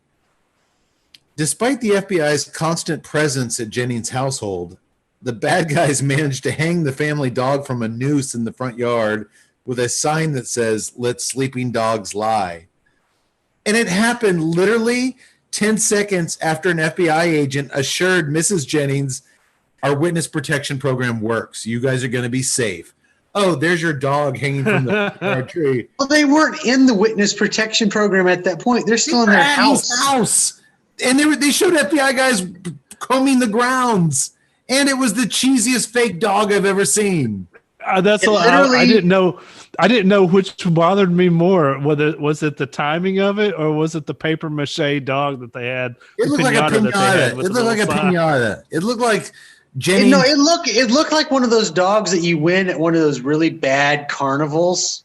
What was the It was the dog hoop toss. what was it? Night of the Living Dead 2. The Dotson that's been shaved in half. It kind of looked like his furry side. Part one. Part one. The Split Dogs. It's a cheesy ass fucking scene, but the wife tries to show some emotion there, and Frank seems, I guess, shaken up. I don't know why. Kudos to the wife. I thought that the kudos. Well, we're gonna get.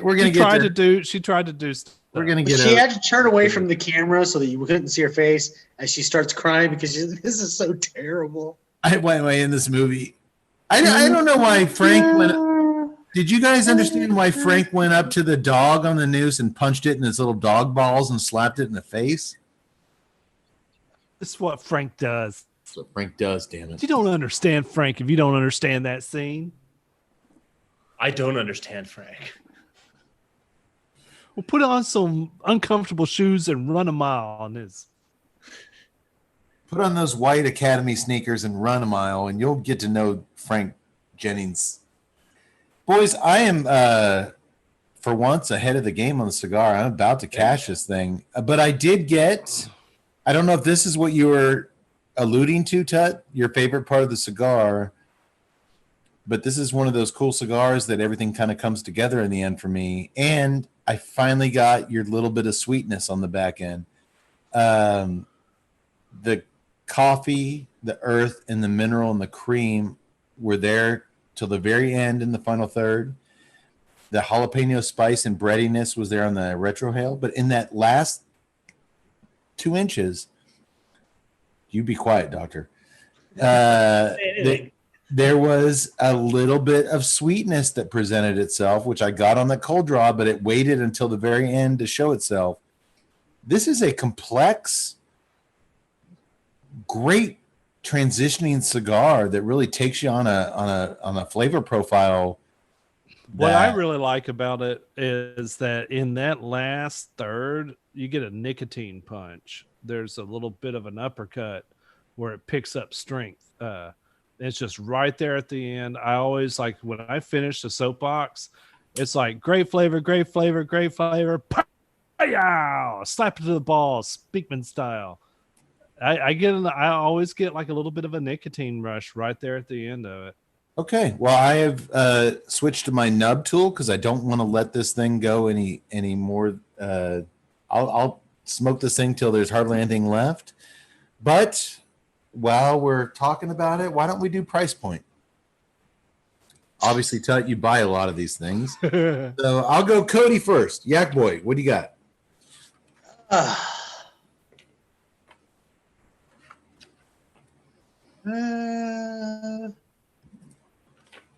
I'm going to go. It's a big ass cigar. It is a big ass cigar. $10.50. Tut? $11.35 retail. There it is. Well, Tut, you went over, so I'm going to have to give this one to Cody. $11. Okay. Obviously, local taxes and things will affect that, which by 35 cents. So yeah, $11, man. I'm totally cool with that for this cigar. Yeah, it's one of those cigars that I do wish that it was a little bit cheaper, just simply because I smoke so much of them and I want my wallet to be friendlier. But you could tell this is what it cost. I mean, this could be easily, in my opinion, this could easily be more. I could easily see this in the $17 range. Yeah, and what I like it's that complex. It's got that much transition. It's got that much power to it. It's a big effing cigar. I think that they do control the price on that and bring it down to what it's actually manufactured for. And what I also really respect about this blend that Ben put together down at the Oveja factory, this tastes nothing like a Black Works or a Black Label cigar. I mean, those things are so spice heavy and traditionally a lot, just this profile is, he made it his own. And like I said on the early part of the show, I've smoked a lot of these and I'm a fan, and I wanted to kind of bring it to our listeners who it might have flown under the radar. It's not a big company. It's a new company. And in the cigar atmosphere, new companies got an uphill kind of battle to fight against the well-established brands on the shelf. But if you see the Dissident Soap Box, go out and grab one, because, hey man, yeah, $11, but for 2 hours or an hour and a half of just delicious transitions. And I think that goes with, if you're at a cigar lounge that serves beer, it's working with 3 very different beers tonight. Yeah. From my hazy IPA to Tut's Quadruple to Cody's Milk Stout. I mean, they're all Imperial Russian Stout. His fucking Russian Stout. I mean, this thing is dancing well with all of them. It's like a slap to the balls. It's like a punch to the balls and a slap to the face in the pairing world. So, yeah, I just can't talk. I loved the cigar from the first time I smoked it, and I'm loving it. It's consistent. I'm a big fan, and if you're if you like cigars, if you're a cigar lover, you've got to try this cigar. You really, really have to try this cigar, because this is a cigar lover's cigar. It's got so much flavor coming through it. It's not one of those cigars where you have to hunt and peck for your flavors. It's right there in your face, but it's done so in a way that it's not, like you said, it's not a big spice bomb, but it's spicy. It's not a big, sweet deal. It's not going to be an infused type deal, but you got a little bit of sweetness there. It's got that nice Nicaraguan earth presence to it. I mean, this is just a really, really good cigar. And like I said, I think that a lot of people haven't really caught on to this cigar yet. And I think that they should, because it is a beautiful cigar. Every time I go into the humidor, go into Smoker's Abbey, they've got such a good choice in that humidor, but I always end up at least getting one of these. I'll try like one out. I'll try to find one cigar that I haven't smoked, but I'll always pick this up lately. I'm with you. It's kind of become one of my go-tos, and I'm never disappointed. So if you'll let me stand up on my soapbox for a minute. All right. Remember, when purchasing some fine Dissident or other premium cigars from FamousSmokeShop.com, use your new favorite promo code TNCC20 at checkout. It will knock $20 off your purchase of $100 or more. Now that's really fucking cool. Yes, it is, Kate. And they do carry Dissident box purchases at Famous. So keep your eyes out for that. And it's box worthy. It is box worthy. And we don't say that very often on the show. 5-pack worthy? Yeah. Singles? Try it out.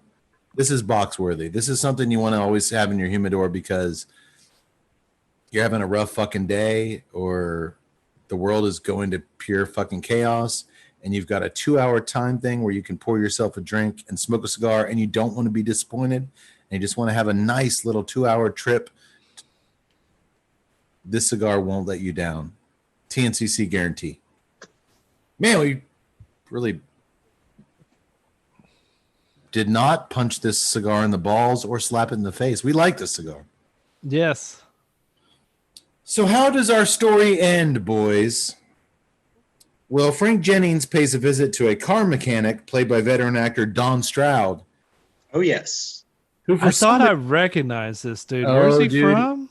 Well, if you watched any TV in the 80s, A-Team, Hunter, Magnum, Simon & Simon, Riptide, he was in everything. Everyone? Yeah, okay. A bunch of stuff in the 70s. And Possibly 80s. Even much like Tut's Beer Spencer for Hire.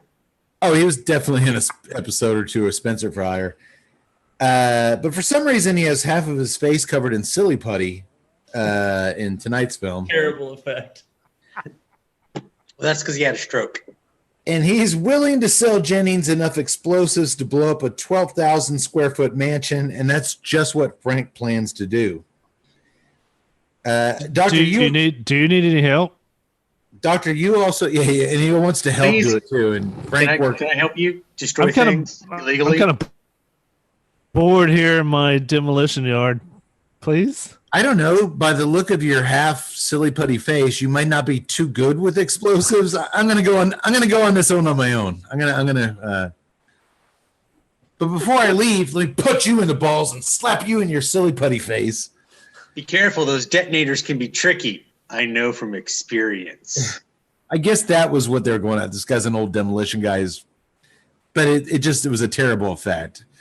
It looked like he fell asleep in a bowl of chocolate pudding and woke up and could never get it off. No. Hey, been there.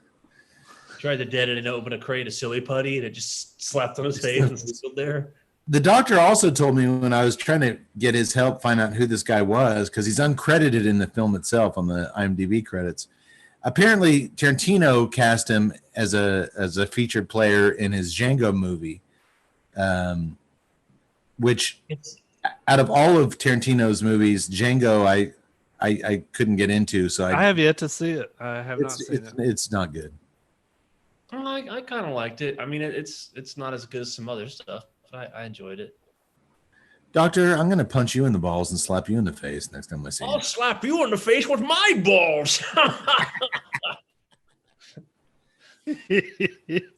Well, after Frank pays a visit to Carvel's house and does some top secret surveillance from up in the trees wearing a bright red shirt, which it's literally like a foot and a half off the ground.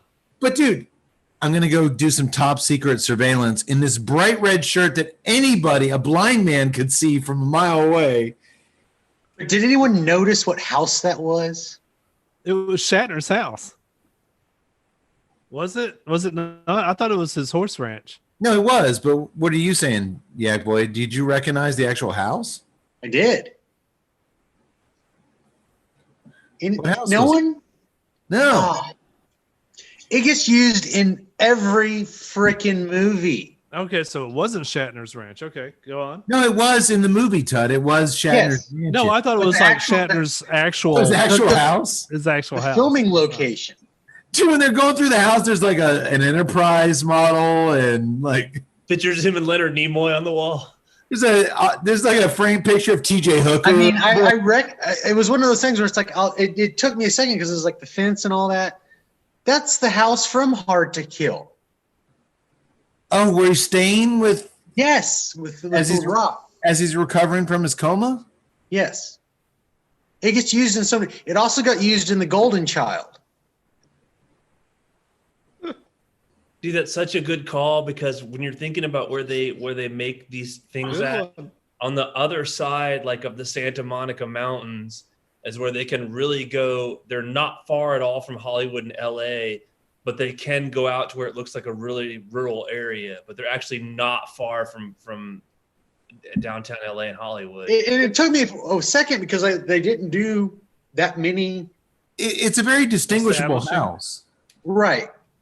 So, I mean, if you go back and I was like, it took me a second because like once they there was a scene where they were like outside the house and I guess it was with, when the helicopter or whatever, it just clicked on me. I was like, because we talked about, we just talked about Seagal and Hard to Kill. I was like, that is the house. That's where he's punching the damn board. Up in the mountains, yes. Up in the mountains. Okay. Good job, Yak Boy. Well, after his high-tech surveillance of the house, he's got a game plan, and he's ready to finish this game of political checkers. I just love it when he exits that tree. It's 2 feet off the ground. Oh, by the way, I said this game of political checkers. This is political shoots and ladders. Let's be honest. It's a political game played by morons. As the mansion blows up big time when he plants all these charges around it, just as Carvel and his henchman, Matt, run to safety outside, dude, Shatner, my antiques, my artifacts. I love this. My antiques? My artifacts? Ah. Fun! Wait, no, that's Shatner at Shatner. Beans! See, it would have been better if it would have been my artifacts. My antiques. Or Yaks, what's one of our favorite Shatner lines? No tower? Airplane 2? Oh. Frank bursts out of Carvel's garage in one of Carvel's convertibles, and he flies his own vehicle through the air for once. He jumps over a fence. He used to send another dude soaring through the air. He soars this convertible over a fence, and then he drives up to Carvel's helicopter and grabs on just as about to take off. There's a pretty decent action sequence here where Carvel and Jennings fight, dangling from the helicopter. And once they drop to the ground, Carvel's main man, Mac, from Night Court, we'll get to that later, shoots Frank in the ass. Not in the shoulder, not in the leg. He shoots him right in his fucking ass cheek. Before Frank, well, it wasn't the ass cheek, it was the pelvis. Before the helicopter explodes, before he fell, Jennings planted one of those precious little bombs underneath the helicopter. Did y'all notice that when they showed the shot of the helicopter exploding, it was a completely different helicopter than the one that was being used for everything else? Oh, yeah. Don't say that. Dude, it's a maroon helicopter all through that scene. When the bomb shows it blow up, it's like a red, white, and blue, like a totally different helicopter. Which leads me to wonder how many of the car chases and explosions in the film were stolen or licensed from other action films. Because that helicopter shot was obviously stolen from something else or licensed. So I'm starting to wonder, like, oh my God, were all the car chases and all the flipping cars through the sky, did they just get that shit from other movies? Well, clearly they probably just used it from his previous work on these wonderful action TV shows.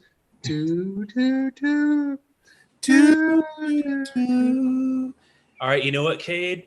You're right. Great point. And what they did was they just went back and said, hey, if we paid Don Stroud $20,000, he doesn't want to be credited, but he'll let us go into his film library of all the fucking shows used in the 80s. We can find all kind of exploding cars. You could literally, if you pause it, see that one car flipping over. That's Hunter in the car. It's Hunter and Dee Dee. They're in the car. There's another show that flips. You can see it's Rick from Simon and Simon driving that truck. Hell, one of them had Toonsis, the cat who could drive a car in it. It's so weird here. Toonsis here. It's crazy here. Anywho, Jeff, the perfect weapon Speakman, and 67-year-old William Shatner duke it out for a while on the ground. He's not 67 in this. In this movie, he's 67 years old. Oh, shit. Oh, wow. I did the math, dude. And Shatner's 89. He's Shatner. He's great. He looks good, man. Yeah, he's 89. He should run for Congress. Yeah, he should. My vote. I would probably vote for him. He's a young guy as far as Congress goes. I don't know. He treated George Takei kind of bad. Yeah, he did. I'm a George Takei fan. Anyway, they punch it. Docker debate 2.0. Did you look down and see Yaks and I have T-shirts on that say "Make the Enterprise Great Again"? Well, they punch it out, and he throws Shatner around a little bit, and eventually Jennings drowns Carvel in a pond. So he murders him, basically. Yes. Well, Carvel says. Carvel tells him, "You don't have the balls. You don't have the balls." And he's like, "That's where you're wrong. I've been slapping so many balls. I'm gonna slap my balls in your fucking face, Captain Kirk." So he takes him. He throws him into this pond, and he just drowns his ass. You can't treat Shatner like that, man. Well, he did. The resulting, we cut to the news, and they say the resulting investigation from all this mayhem concludes that Carvel's private helicopter, upon taking off, crashed accidentally into his own mansion, flinging the political candidate into a nearby pond where he drowned. That tracks. The end. That's the end of the film. Do do do do do do. Oh, and there was some other stupid scene like at the hospital where Jennings' kid like comes out of his coma, and we'll get to the acting here in a minute. Is right. I actually watched over my. I watch a ton of horror stuff that I have never seen before to get stuff for our March to Halloween. I watched a movie I'd never seen before, The Devil's Reign, which is a 70s horror film, satanic cult horror film starring William Shatner, John Travolta. Wait, what? Wrap your brain boxes around why I didn't choose to do this. We couldn't do all the we couldn't squeeze it all. We're gonna do it next year. But William Shatner basically plays a guy going up against a satanic cult led by Ernest Borgnine. Okay, say no more. I'm sorry. Yeah, that sounds awesome, right? Slugs. Slugs against a satanic Ernest Borgnine? It's Shatner versus a satanic Ernest Borgnine, and it's a phenomenal movie. We just didn't have time to do it over this year's March to Halloween, but we will maybe get to it one of these days. But Shatner does have moments, but for me, I'm sorry, he's a one-trick pony. He has no range. It's just it's just William Shatner being William Shatner. It's a good trick. Was Travolta a Satanist? It's like worshiping Satan, man. I mean, it's real weird, but I don't know. I mean, I'm not into the whole Bible. It's just the horns and the heathenism. I'm into it. You know what I'm saying? It's like Sam Hain here. Who? Sam Hain. You know what I mean? It's like the festival. It's like a harvest. Come on. What's wrong with you? Devil's Reign, we'll get to it eventually. Assuming any of us survive this shitstorm that we're in the middle of. Well, we've talked a lot about Speakman and Shatner, so let's talk about some of the other quote fingers acting on display here in Land of the Free. Frank's wife, Annie Jennings, isn't sympathetic or engaging in the least, and she only skates by because the child actor playing their son, Randy Jennings, is absolutely atrocious. That actor's name is Cody Dorkin, which I now demand we all call our Cody that from now on. Change your Zoom name to Cody Dorkin. I'm not calling you Cody Dorkin. Yeah, I'm not. There's my response. Wait, here. Yeah, I didn't use this finger. You are Cody Dorkin from now on.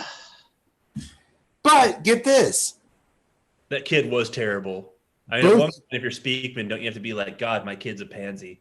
Both he and actress Lisa Dar would go on to have showbiz careers, so I can only imagine they both got better at their craft, or, this is much more likely, finally received some constructive direction. And, dude, she's still acting. He's still doing stuff. Guess who else is still doing stuff? Shatner. Maybe he didn't get any direction in this movie? Other than tone down his Shatnerisms? Do you think I've been harsh on Shatner tonight? Yes. Yes. It's William Shatner. I love Shatner. You remember him in Loaded Weapon? No, I remember. There's a YouTube clip. I remember Sam Jackson from Loaded Weapon. I remember Emilio Estevez. I don't remember William Shatner. And that tells you something about William Shatner. There's a YouTube clip of Shatner doing a commercial read, and then you hear the producers like, "All right, so Bill, this time around, can we do it like this?" And then Bill it was like, "Oh, more energy. Okay, yeah. So all right." Does the read again, more energy, and then the director is like, "All right, so can we try it like this?" And Bill just loses it. He was like, "Why don't you give this read? Tell me how you want this to do it." It was like, "Well, I don't want to tell you how to do your job." It was like, "No, because that's what you're doing. You're telling me how to do my job." and I don't mind this. So why don't you tell me how to do my job, and I will do it exactly how you want me to do my job. And it was just, you pushed Bill too far. Bill dug his heels in and was just like, no. And then he, to his credit, he did it exactly like the kid said. The kid would do it, and he got his phrasing down and everything, and just boom, knocked it out. And then the kid was like, well, I didn't want to really do that. And he goes, no, you wanted it a certain way. There was a way that you were hearing it in your head. I asked you for how you were doing it in your head. I delivered it, how you're doing it in your head, and I'm done. And he got up, walked out. I know that makes Cade just crawl inside. So he's crawling. I see it. You're confirming that he's an asshole. I'm watching Kingdom of the Spiders tomorrow. And unable to take direction. No, he took direction, and he did it exactly like the director wanted. No, he took the job. He should be able to take the direction. I see a future episode where I'm going to be the downvote on the Buddha Remembrance for William Shatner, and I'm okay with that. But you dare say that. I found the most interesting casting choice to be that of Carvel's main tough guy henchman, Matt McAllister. Mac. Which, granted, is a weird name for an African-American character, Matt McAllister. But for some reason, he's played by Charles Robinson, an actor best known for his role as the court clerk, Mac, on TV's Night Court. All right. Yes. Dude. Yax, what was his Asian wife's name? Quan Lee? Quan Lee. Oh, it's Quan Lee. Yeah, that's right. Something like that. Good memory. He does an okay job here, actually. It seemed like really weird casting right out of the gate. On the surface, I was like, oh, God, Mac from Night Court? But he actually comes across kind of creepy. He does. I was actually kind of okay with this. He was just upset. He did good. I used to go from sniffing Marky Post panties to watching, to now I'm in this. Oh, yes. Oh, Marky Post. Marky Post. Marky Post. It's Mark Post now. Mark Post. No, it isn't. It's Marky Post. Oh, thank you. Oh, man. First of I all, gotta watch me some Night Court. First of all, when Marky Post showed up married to Keith David in Something About Mary, that was one of the most awesome tandems in movie history. I just fucking loved seeing Marky Post married to Keith David. That was amazing. You could, wouldn't you like agree, Cade, that like a 90-minute movie of those two characters would have been dynamite? Yes. Because I always loved Marky Post, and I'm the biggest Keith David fan in the world. And when they were married and the fucking Fairley brothers got those two together, that's why that, oh my God, it was just beautiful. Marky Post rocked in Night Court. Everybody rocked in Night Court. It was a really great show. From Harry Anderson as the judge. Hey, this guy, Charles Robinson as Mac, was a signature part of the show. Mm-hmm. Who's the guy that played Bull? Richard Mole. Oh, Richard Mole. Richard Mole. It's a great fucking show, but it was so weird. John Larroquette. I'm sorry, but it is like God damn, the DA, John Larroquette. Dan Fielding. The only thing he ever did better than Night Court was Blind Date. Oh, with Bruce Willis. My God. And that's you son of a bitch! I'm gonna kill you. Sorry. That was a phenomenal. Oh, fucking night. I'm sorry. Where is I love movies that have that scene for whatever reason. I can't explain it. I don't know why. But have that scene with the judge that just can't take the shit anymore. And Blind Date had that scene. Oh, and it was that dad from Boy Meets World was the judge. He played Mr. Feeney. Yeah, Mr. Feeney. He was like, I couldn't. It was one of them. It was one of those scenes where he sees the character that John Larroquette is playing, and oh shit. Like, I mean, I got to come up with the guy's name. He also played the voice of Kit in Knight Rider. Yes, he did. But I just that's one of my things. It is absolutely one of my favorite things. Oh, it's gonna kill me if I can't explain it. That is a very weird fetish, Yax. Blind date. Like to What's have up, Doc? What's up, Doc? With is there a Reddit Barbara sub-channel with that Streisand and fetish? Ryan O'Neal. To have a great judge scene. To have that fetish. Don't get Cody started on what's the Marissa Tomei court movie? Ooh, I like that one because he's so. My cousin Vinny. My cousin Vinny. That judge gets kind of frustrated. It's Herman Munster. How can you not? Yeah. It was Fred Gwynn. Yak Boy cannot achieve an erection unless he's watching a film where a judge gets frustrated at his constituents. And there's totally a Reddit sub-channel for that. Seems like old times with Goldie Hawn and Chevy Chase. Oh my God! Great. That had a frustrated judge. It did. Absolutely. We were just breaking ground here. My God, that's fascinating. Yeah. I love it. I can't help it. It just cracks me up. Oh, so it's a funny thing. It's not okay. Well, it's pseudosexual. I thought in the late '80s you were watching like L.A. Law and just jacking all the. It's that humorous scene with the judge just can't take his shit anymore. Okay. 1970, I think it's 74. What's up, Doc? Barbara Streisand, Ryan O'Neal. It's a Liam Dunn. From Blazing Saddles, he played the priest, the reverend.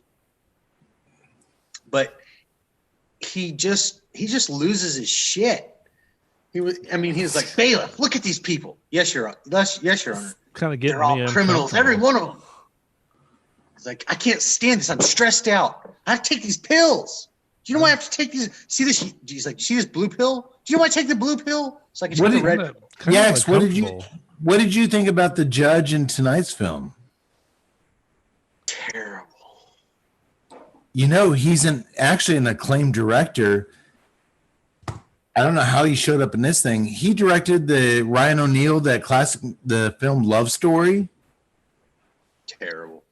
And he also directed a couple classic Gene Wilder films, Silver Streak.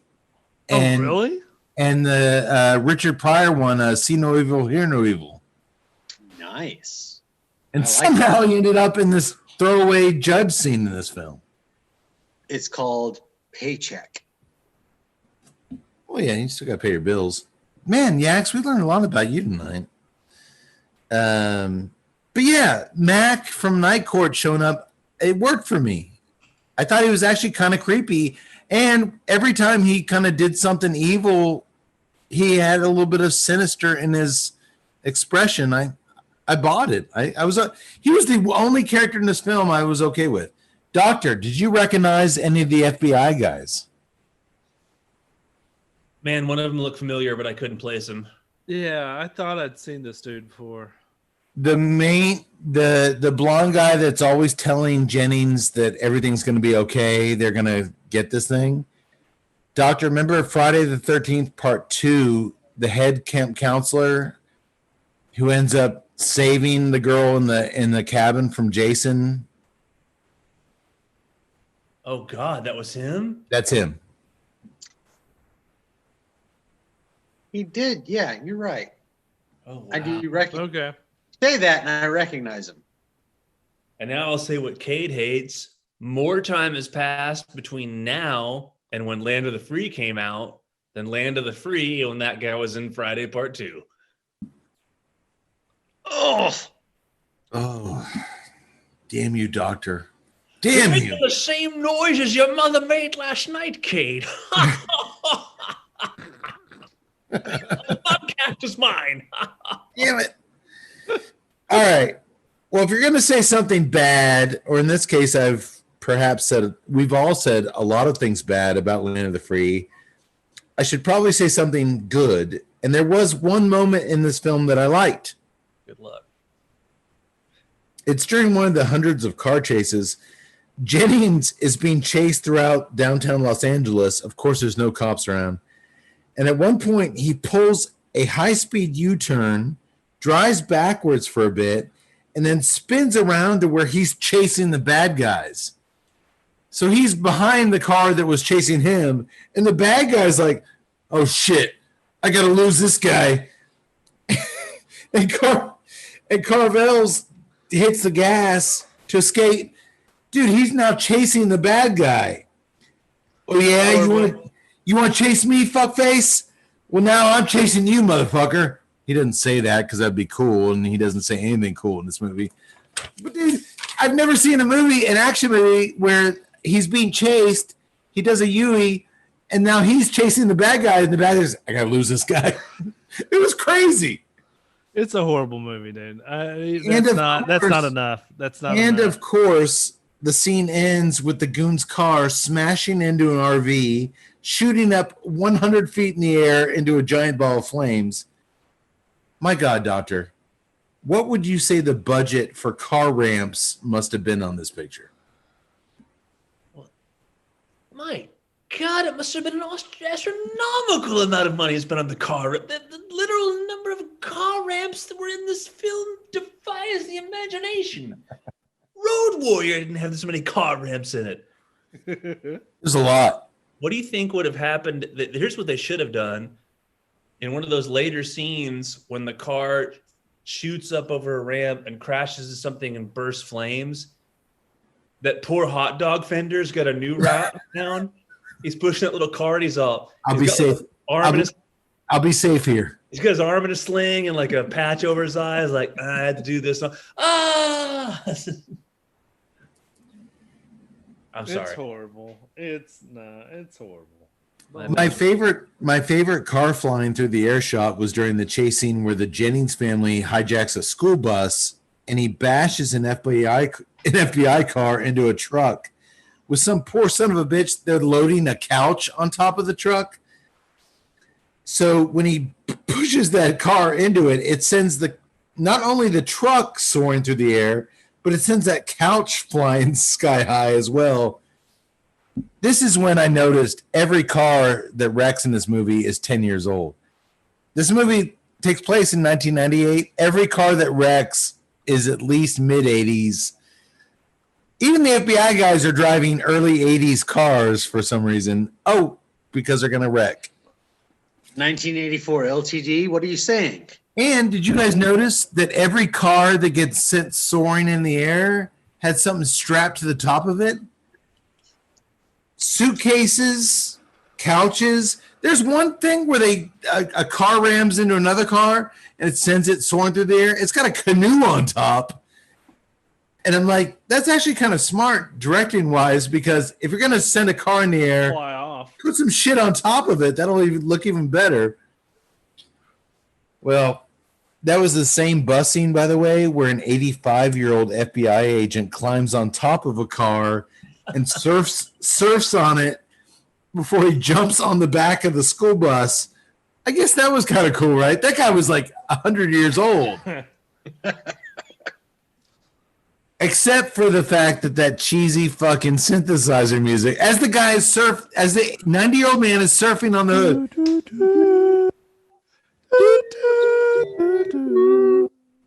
Yeah, they should have busted in with like Styles from Teen Wolf and just played Surfing USA when he was trying to do that. Nope, we got the cheesy patriotic music. Go with that. You know who's not cheesy, fellas? Who's that? That's right, Yak Boy. Our good friend Joe Grow over at Drew Estate. No cheese there. He's a man who doesn't even put cheese on his cheesesteaks. That's how uncheesy he is. He orders cheeseburgers. Hold the cheese. Am I right? Yeah. How's that for a segue? Pretty good segue. I happened to be texting Joe Grow today while I was writing my script for tonight's show, and that's how that happened. And it was actually funny. I was texting my wife and Joe Grow like back and forth, and I thought I was texting because I got a package in the mail from it was just a box that said aromatics something or other. So I thought I texted my wife, "Did you order more candles?" But I accidentally texted it to Joe Grow. And then I realized it, and I was like, "Oh shit!" So I was like, "Well, not like I want her to buy more seasonal candles to fill the house with those kind of seasonal scents. I'm a man's man, so that'd be stupid. And if she did order them, I'm gonna demand that she return them." And Joe responded like, "Did she at least get cinnamon spice or apple?" I'm like, so I sent him a picture of the fucking candles we got. Joe Grow's a good sport, and he does not like cheese on his cheesesteak. Don't you mix meat and cheese with Joe Grow? Odd, but I'm accepting. But speaking of Drew Estate, I'm not. Nobody pumps out innovative new products like they do, and there's no better example of that than the Pappy Van Winkle Family Reserve Barrel Fermented Cigar. The Pappy Van Winkle Family Reserve Barrel Fermented is a long filler premium cigar rolled in limited quantities at La Gran Fabrica, Drew Estate, in Esteli, Nicaragua. And right now, guys, what are we, November 4th here? Correct. They are facing some harsh shit with this tropical storm. Yeah. And the hurricane coming through there. And Cody and I were there back in March, and apparently mudslides, even if it's just a tropical storm with rain and they don't get the winds, the mudslides and dude, there's literally been tropical storms that have moved mountains there from the amount of rain. And we've seen these, the houses and the infrastructure, and I just want to give a big prayer of, I hope everyone there is safe. They're an amazing people, an amazing culture, and it left a huge impression on me. And you probably too, Yak Boy. I mean, everybody was just so gracious and so awesome. And I just really interject this commercial with just I hope the shit moves forward quickly, because we've seen, and I've seen videos of past hurricanes and what they do to this place. So our thoughts and prayers go out to the Drew Estate family in Nicaragua. Agreed. Deep barrel fermentation, going back to the Pappy Van Winkle, is the key process that makes this expression vastly different from anything else on the market. Hand-selected leaves from Kentucky are packed into small torquettes, or for those of you who've never been to Esteli, that means small little bundles of tobacco, which are then loaded strategically into oak bourbon barrels. Oak bourbon barrels are all American, baby. Water is then added, while immense pressure is applied to the torquettes via railroad jacks, not car jacks. Those little things you keep under your car seat. Not jumping jacks.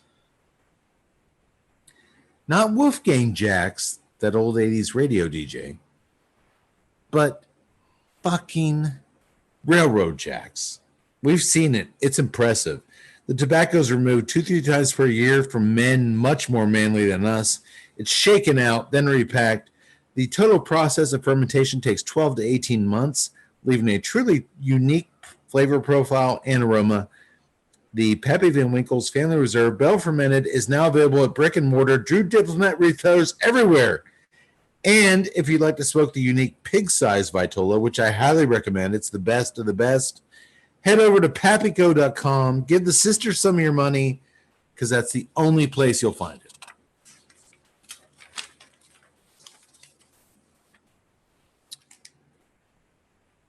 That was a mouthful. It was. Used to those, aren't you, Mr. Cade? Oh, damn it. I set you up for that one, Connery.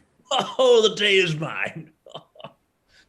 Well, ultimately, I feel, you boys tell me if you agree, this movie is a great example of a storyline that just doesn't hold water when it's filled up. Carvel's men kill off FBI guys, military agents, and nobody does anything about it.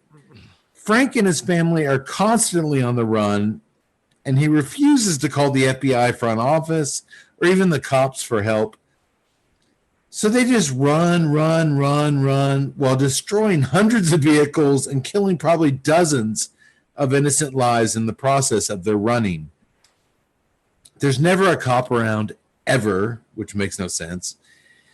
Even when the bad guys invade Jennings' temporary beach house and he blows a couple of them away with a shotgun, his witness protection isn't stepped up a notch whatsoever. I've always had thought, if I'm on the run, I'm a good guy and I have like valuable information and I'm on the run with my family, I go to a newspaper.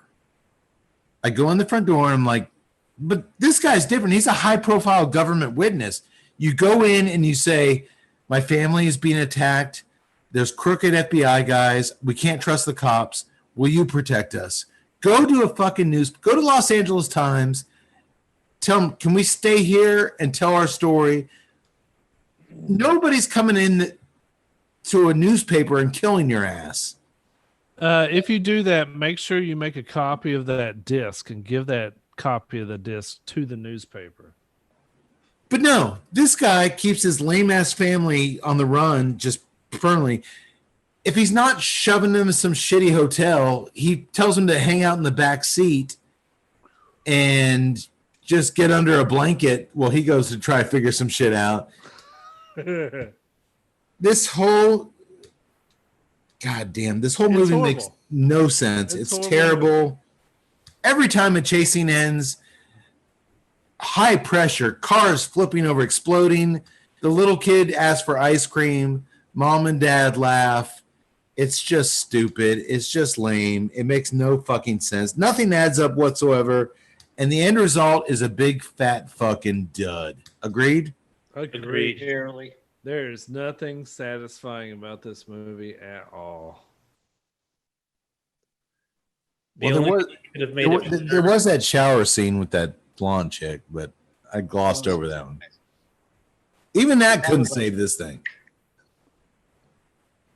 It needed more Shatner, but the director letting Shatner be Shatner.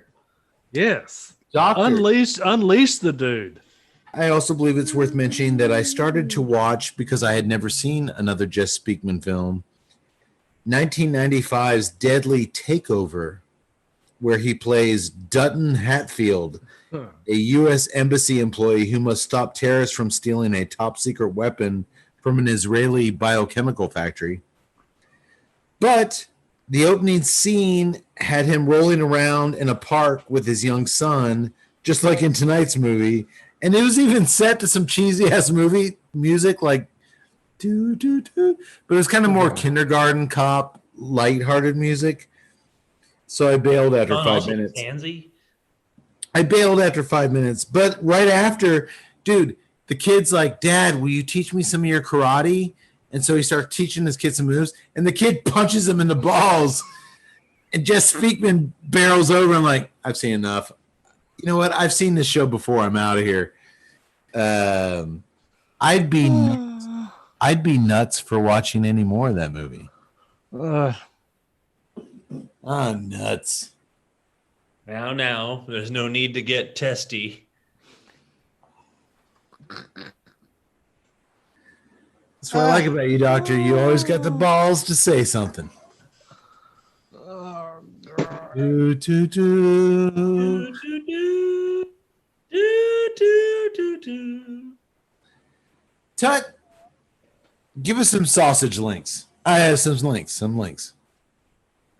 He's got those links all right. First of all, I have to wake up after this snooze fest of a movie.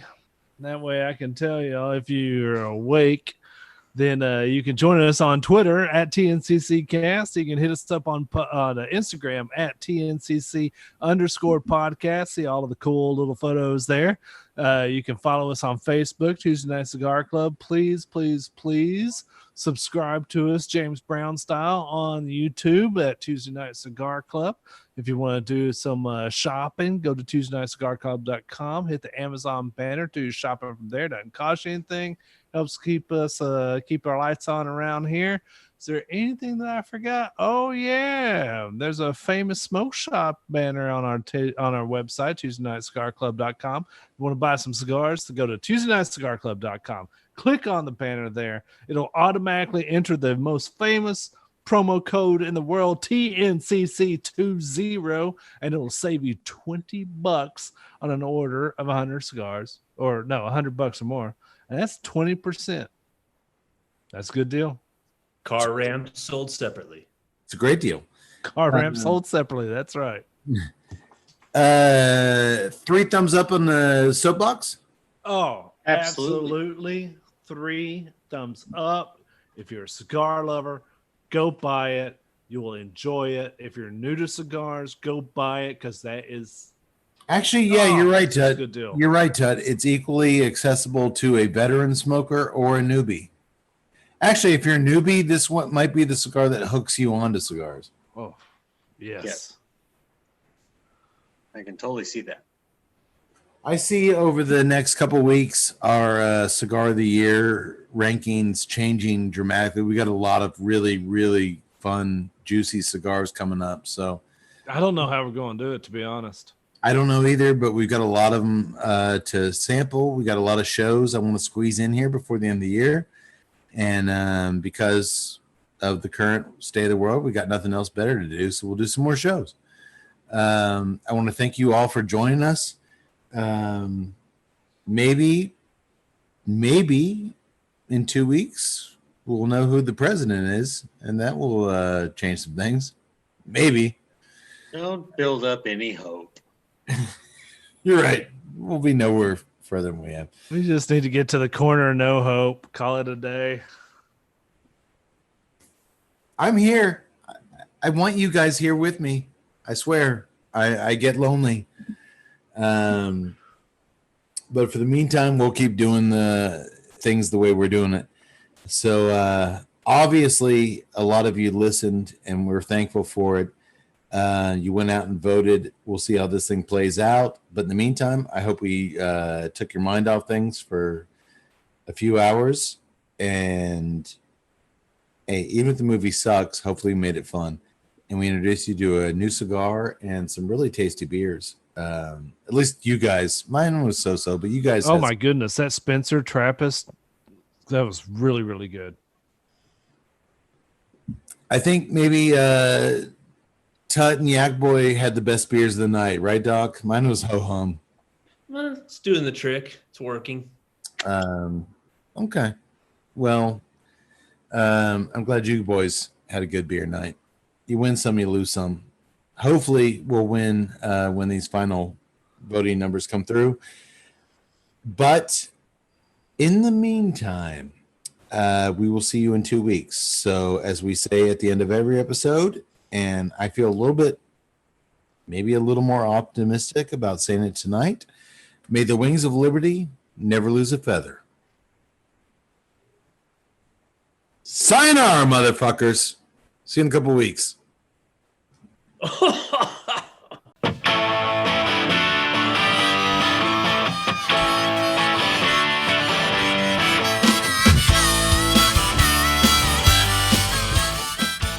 learn more about the time I attended my very first Star Trek convention way back in 1993, only to be told at the ticket counter that my Lieutenant Uhura costume was too revealing, and before I could tuck my flesh phaser back between my legs and plead my case, I was escorted outside by some red Starfleet shirt-wearing chumps. Well, I never forgot your faces, boys, and I'm coming for you now, with my phaser set to anonymously annoy you, all via my phony Facebook accounts. Take that, losers. Anywho, to learn more about the cigars enjoyed on tonight's episode, you can visit www.ovejanegracigars.com. For more on O'Brien's Irish Pub, the live music leader in Central Texas, please visit o'briensimple.com and download their free smartphone app, where you'll find full beer listings including over 40 on tap, menu information, and a calendar of upcoming live events. To listen and purchase music heard on tonight's program, check out www.fritzbeermusic.com. Thank you for listening to the Tuesday Night Cigar Club podcast. This is Keith A. Howell saying until next time, friends, unless we see you sooner at the pub. So keep it smoky, and for God's sake, keep it ballsy as well.